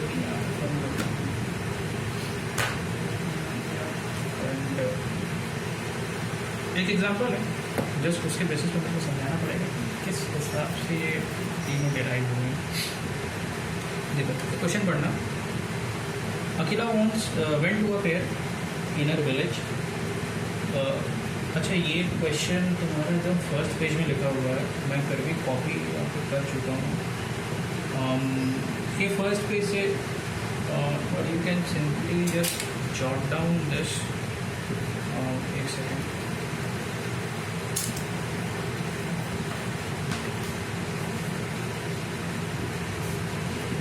simply jot down this question as, अभी ये एग्जाम्पल बन सकता है। This was a nice example एक बेसिक फॉर्म में। You can simply jot down this question if you want, या it's quite clear.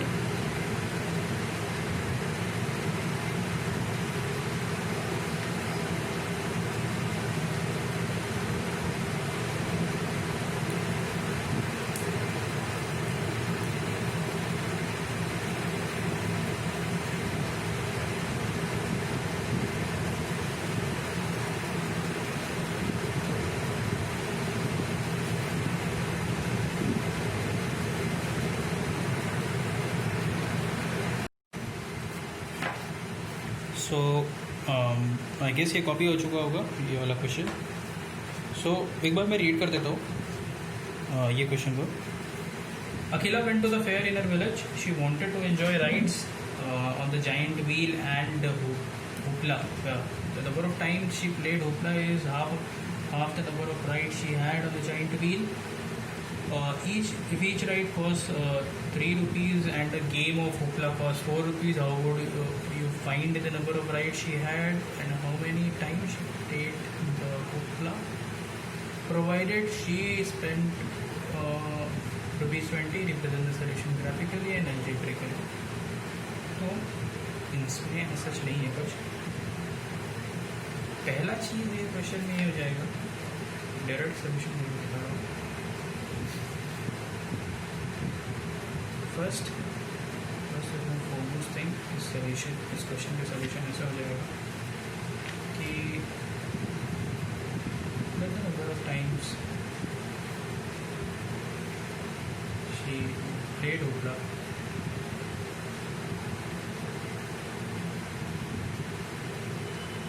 The y,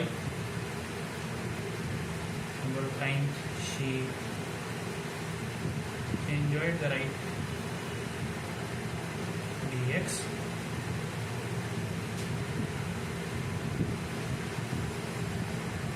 तो यहाँ पे टोटल कॉस्ट अगर हम लोग देखा जाए तो एंजॉय राइड हुआ हम लोग का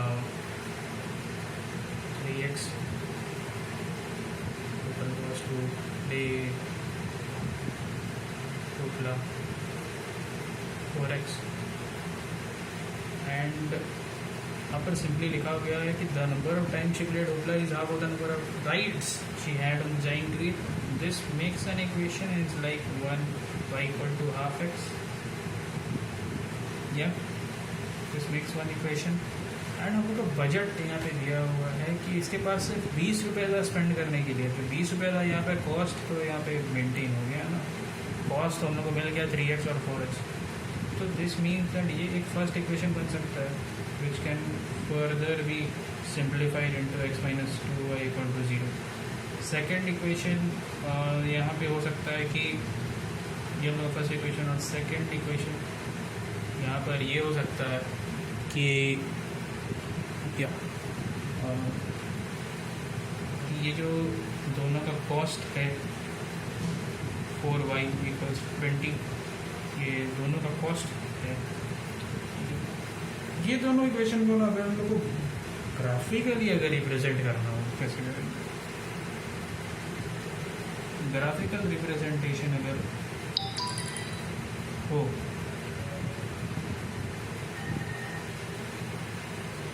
तो कैसे करेंगे?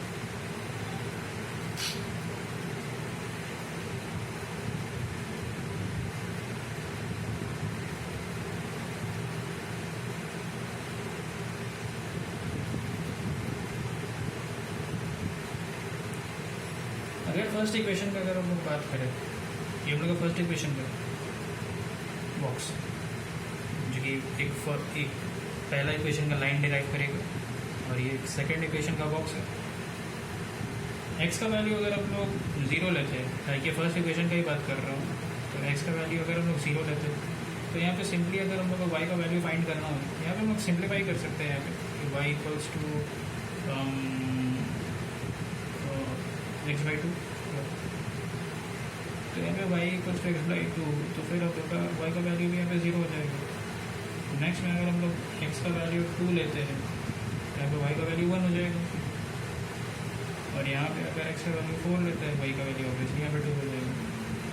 सेम चीज़ यहाँ पे भी लेते हैं, पर यहाँ पे भी और सिंप्लीफाई करके y equals to 20 minus 3x/4 कर देंगे. और यहाँ पे 2 या 3 जो भी निकाल सकते हो, 2 चाहे निकाल, बट बेटर यही रहेगा 3 क्या है कि कोई ऐसा इक्वेशन हो जो इंटरसेक्ट करता हो, पर तुम वहाँ पे 2 ही रिजल्ट निकालो और 2 ही रिजल्ट में ही वो इंटरसेक्ट ना करे. हो सकता है 3 रिजल्ट में इंटरसेक्ट कर सकते हैं. 3 से ज़्यादा निकालना नहीं होता है ऑब्वियसली, बट ट्राई करना 3 निकालने का, 3 यहाँ पे रिजल्ट डिराइव करने का ट्राई करना. तो ये मतलब 0 हो जाएगा, तो ये 5 हो जाएगा इसका रिजल्ट. सेम वे में अगर ये देखा जाए तो x का वैल्यू अगर हम लोग 4 रखते हैं तो ये 2 हो सकता है. सेम वे में और लोग जैसे नियरेस्ट वैल्यू मेरे को मिल नहीं रहा, और नियरेस्ट मतलब स्मॉल ही वैल्यूज़ लेने का ट्राई करना. ये मत लेना कि 8, 9, 11, 12 ले ले कि ग्राफ के अंदर जगह ही नहीं है और बना देगा. ये मत करना. ट्राई करना कि x का वैल्यू से y का वैल्यू जितना भी लो, स्मॉल लो, मैक्स टू मैक्स ट्राई करना 5 या 6 तक रीच करने का. उससे ज़्यादा थोड़ा सा फिर तुमको अपना ग्राफ पेपर को कंसिडर करना पड़ेगा कि उतना बड़ा तुम्हारा ग्राफ पेपर है तो उतना स्केल ले पाओगे ग्राफ में. लाइक ग्राफ में भी स्केल लेना पड़ता है 5 यूनिट्स इक्वल टू 1 यूनिट. तो उस हिसाब से अगर तुम अपने ग्राफ पेपर में उतना साइज ले पाओगे, स्केल ले पाओगे, तो you can go for big numbers, otherwise remain with the small numbers. तो अगर x हमारा 2 हो जाता है तो यहाँ के फिर चांसेस है कि ये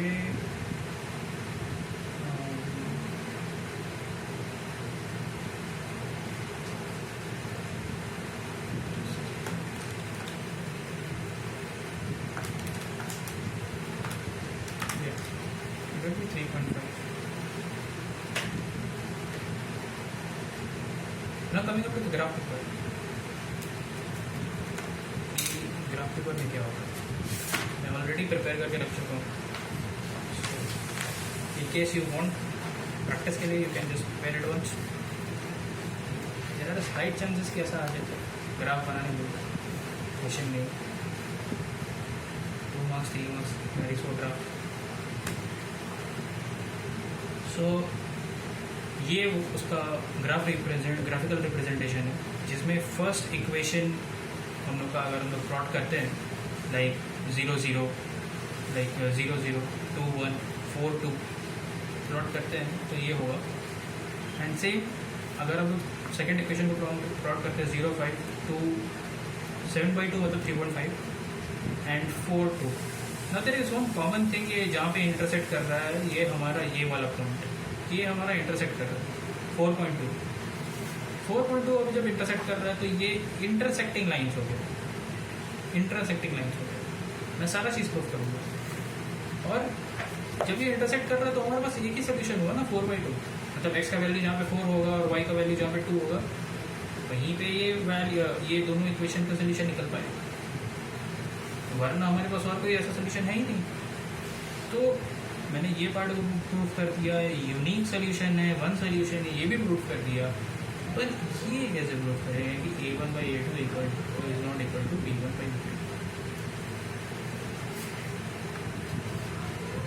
तो ये चीज़ को अगर रन करना है तो ये चीज़ को समझना पड़ेगा a1/a2 लाइक हमारे पास जो था इक्वेशन, इसमें अगर देखा जाए a1/a2 मतलब a1 तो हम लोग का यहाँ पे ये हो गया कि 1 है यहाँ पे, तो यहाँ पे हम लोग का देखा जाए तो a1 = 1, a2 = 3, तो a1/a2 = 1/3।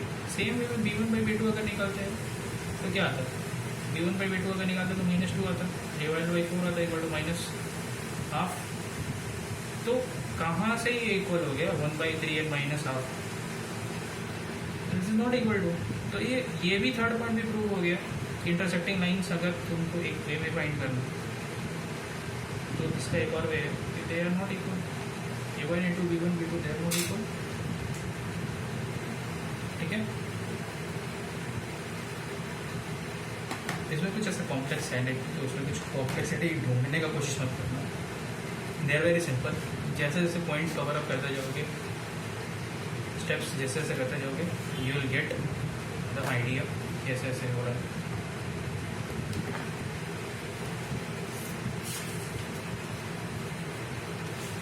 और तुम्हारा पॉइंट्स यहाँ पर प्रूव होता जाएगा। अगर नेक्स्ट पेज का एग्जांपल लिया जाए, एग्जांपल 2 को, दैट इज पेज नंबर 42, तो यहाँ पे Ramila purchase 2 pencils 3 erasers for ₹9। उसकी friend Solani purchases 4 pencils 6 erasers for ₹18। Cost of pencils x माना जाएगा, इरेजर्स का कॉस्ट अगर हम लोग y ले लें तो सिमिलरली हम लोग अपना इक्वेशन फॉर्म कर सकते हैं। एक रमीला के नाम पे, एक सोनाली के नाम पे 2 इक्वेशन फॉर्म हो सकता है, 2x + 3y = 9, 4x + 6y = 18। And दोनों इक्वेशन को जहाँ हो गया, जहाँ पर ये दोनों इक्वेशन, देन 2 वे में कर सकते हो। Even a1 a2 b1 b2 c1 c2 form कर लो।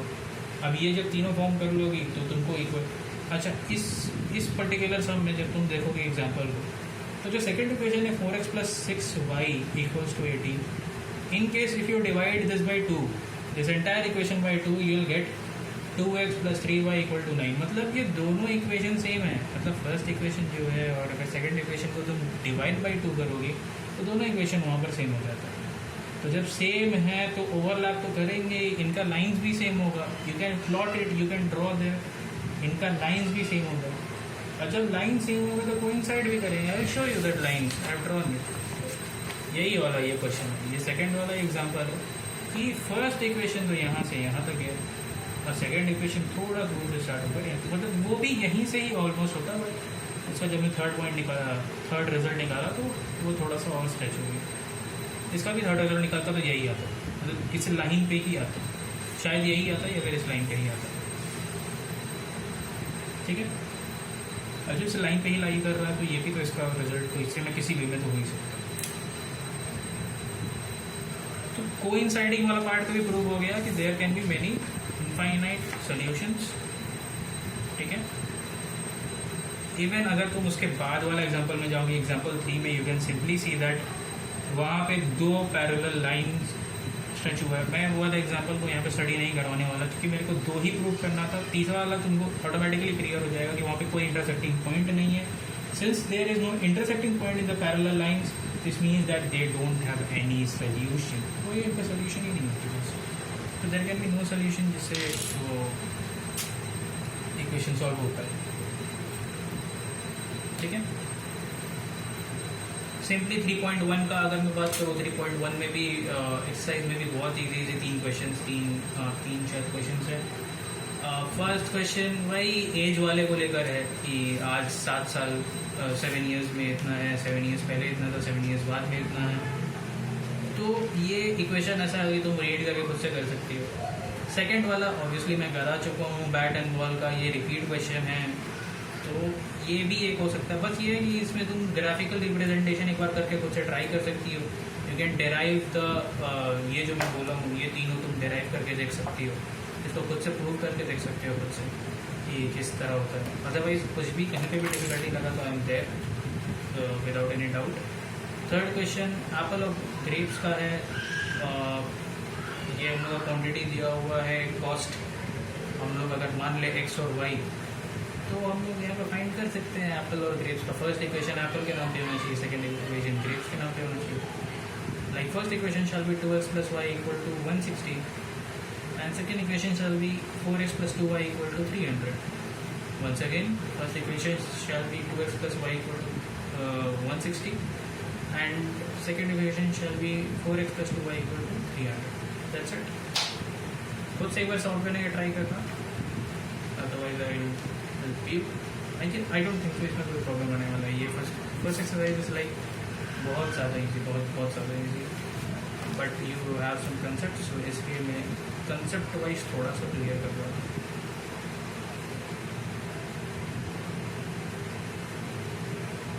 Example 4 page number 47, same thing. We have 2 equations. अब 2 इक्वेशंस के बाद इसका ग्राफिकल रिप्रेजेंटेशन करना है। नेक्स्ट स्लाइड पे ग्राफिकल रिप्रेजेंटेशन मैंने करना सिखा दिया। You have to just take 2 equations, उसको थोड़ा सा सिंप्लीफाई करो। सिंप्लीफाई मतलब y के टर्म्स को जस्ट थोड़ा सा y को सब्जेक्ट बना के सिंप्लीफाई करो। x का वैल्यू वहाँ पे पुट करो, y का you will get the value. x का कुछ भी वैल्यू पुट करो, you will get the value of y।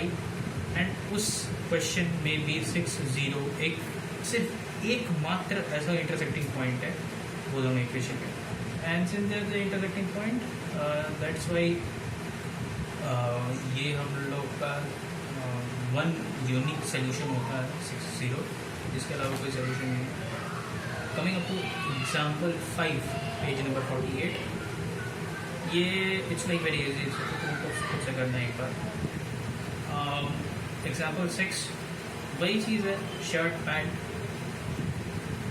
और इसमें भी कुछ ऐसा है नहीं, बस इसमें इंटरसेक्टिंग पॉइंट 1 0 है।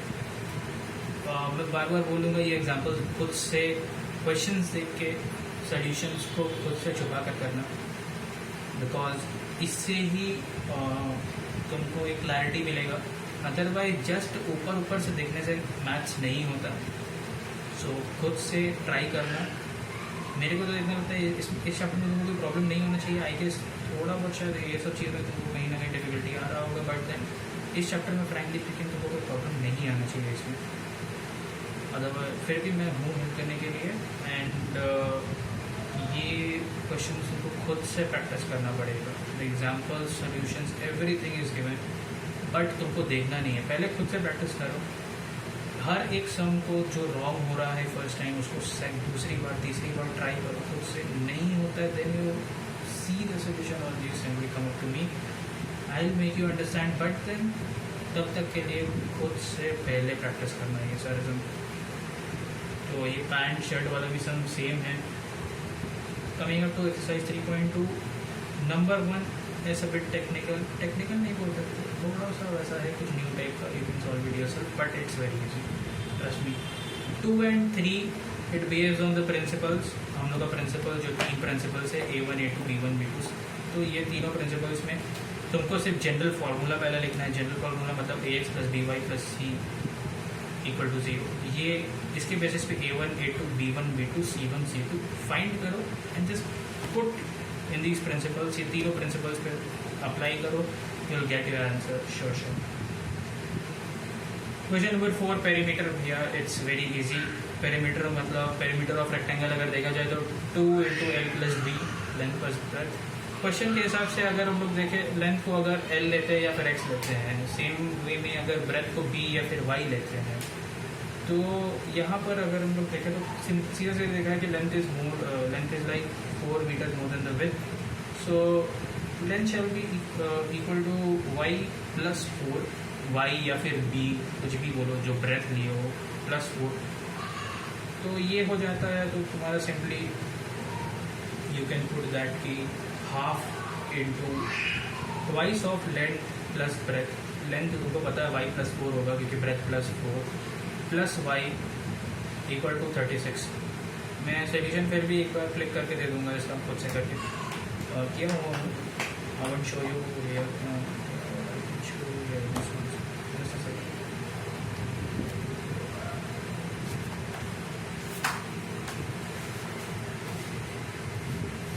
just simply see the kind of a solution here. Perimeter यहाँ पे हाफ पेरीमीटर = 36 और लेंथ x है, विड्थ y है, लेंथ सिंपली लिखा हुआ Y + 4। तो यहाँ पे यूज़ कर सकते हैं हम लोग हाफ ऑफ पेरीमीटर = 36। यहाँ पे यूज़ करके y का वैल्यू निकाल सकते हैं हम लोग। जहाँ y का वैल्यू निकल गया वहाँ पे x का वैल्यू निकल जाएगा क्योंकि Y + 4 = x। So it was quite easy.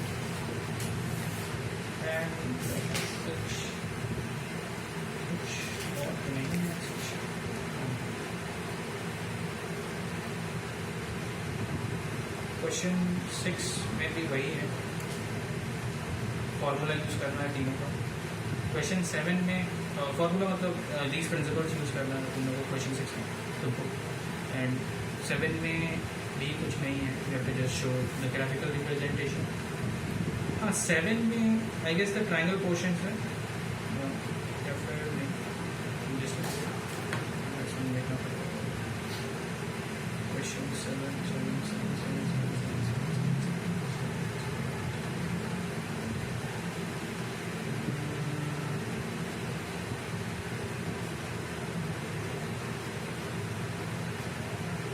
या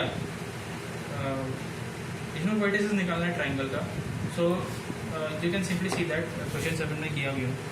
तो ये ग्राफ पेपर पे करना, प्लीज़ रफ में मत ट्राई करना, बिल्कुल भी मत ट्राई करना। Purchase a graph copy graph paper में ही है सम करना। सो इट इज़ लाइक ये हम लोग का ट्राइंगल रीजन हो गया। जब हम प्लॉट करेंगे दो लाइन्स को, ये हम लोग का इंटरसेक्टिंग पॉइंट हो गया, ये वाला पॉइंट दैट इज़ 2 3, और ये फिर यहाँ पे एक वर्टिस होगा एक्स एक्सिस पे, और यहाँ पे एक वर्टेज जो कि 4 है। मैं 2 पॉइंट बता दे रहा हूँ, 2 3 4 होगा, और ये थर्ड पॉइंट तुमको ग्राफ पेपर पे खुद खोजना पड़ेगा। माइनस समथिंग -0 ही होगा, समथिंग -0। y तो 0 है बट x समथिंग होगा, दैट्स इट। और ऐसा इसमें कुछ है नहीं। 6 इज़ वेरी इजी, 5 में करवा दिया हूँ, 2 करवा sums is very easy. Substitution method में ऑलरेडी करा चुका हूँ तुमको। सो देखा जाए तो हम लोग का 3 एक्सरसाइजेस कंप्लीट हो जाता है, इसी में 3 एक्सरसाइजेस कंप्लीट हो जाता है।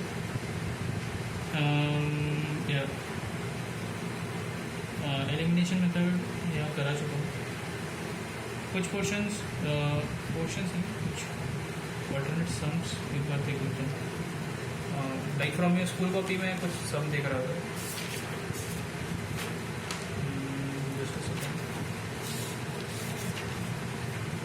कुछ सम खुद से तुमको देता हूँ, एक सम और से बनाऊंगा। ये कराने के बाद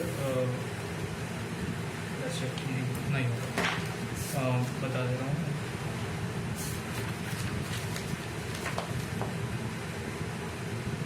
एक क्वेश्चन है, ये लिखना x + 3y + 8 = 0, 2x + 5y + 9 = 0।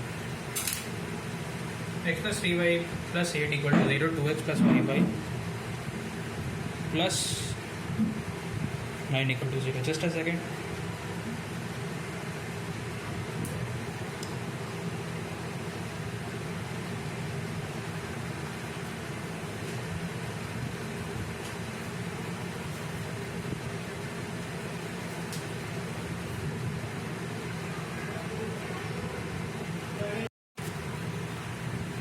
सो ये क्वेश्चन में भी ऐसा इसमें यही दिखा रहा है कि A1 A2 1/2 B1 B2 3/5. So A1 A2 is not equal to B1 B2 here. Therefore, unique solution क्यों है? इंटरसेक्टिंग लाइन से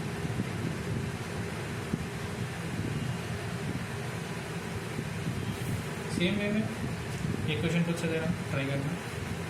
2x plus 4y plus 7 equal to 0, 4x plus 8y plus 11 equal to 0. खुद से एक बार इसको try करना. Class pause करके इसको एक बार ट्राई करना, उसके बाद ही आंसर करके बता दो. पॉज करके ट्राई करना, फिर आंसर देखना. No solution is answer. Parallel lines obviously.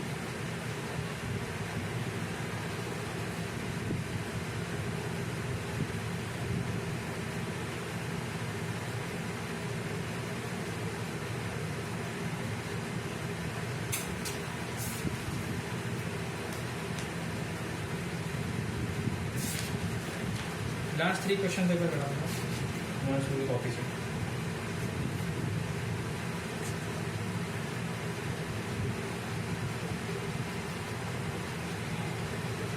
देखो ये क्वेश्चन भी तुमसे खुद से समझ जाना चाहिए, तो फिर भी दे रहा हूँ, इसको भी ट्राई करना खुद से. You have to show that 2x plus 5y equal to 70, 5x plus 3y equal to 40. You have to show that these two equations has a unique solution, and you have to find the solution.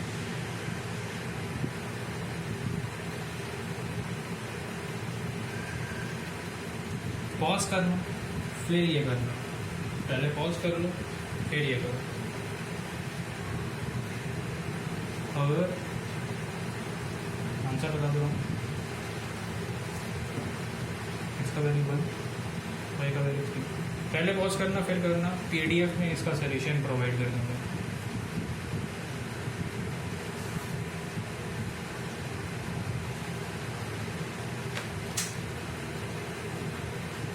Question 2.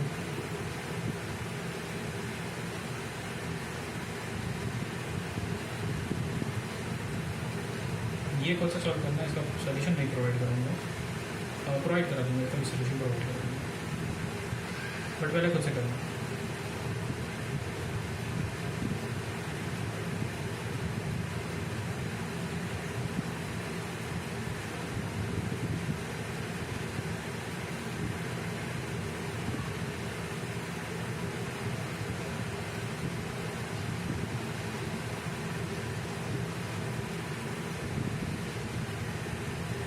Solution provide करा दूँगा.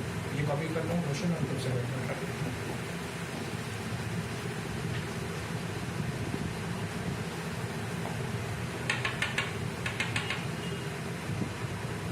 एक और question दे रहा हूँ.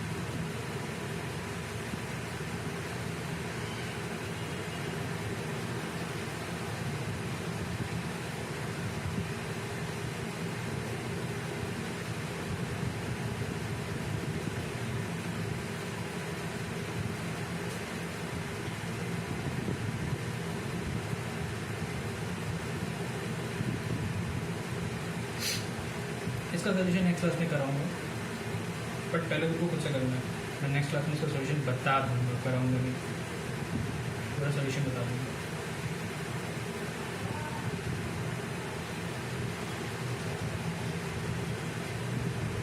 8 है, but मैंने set की।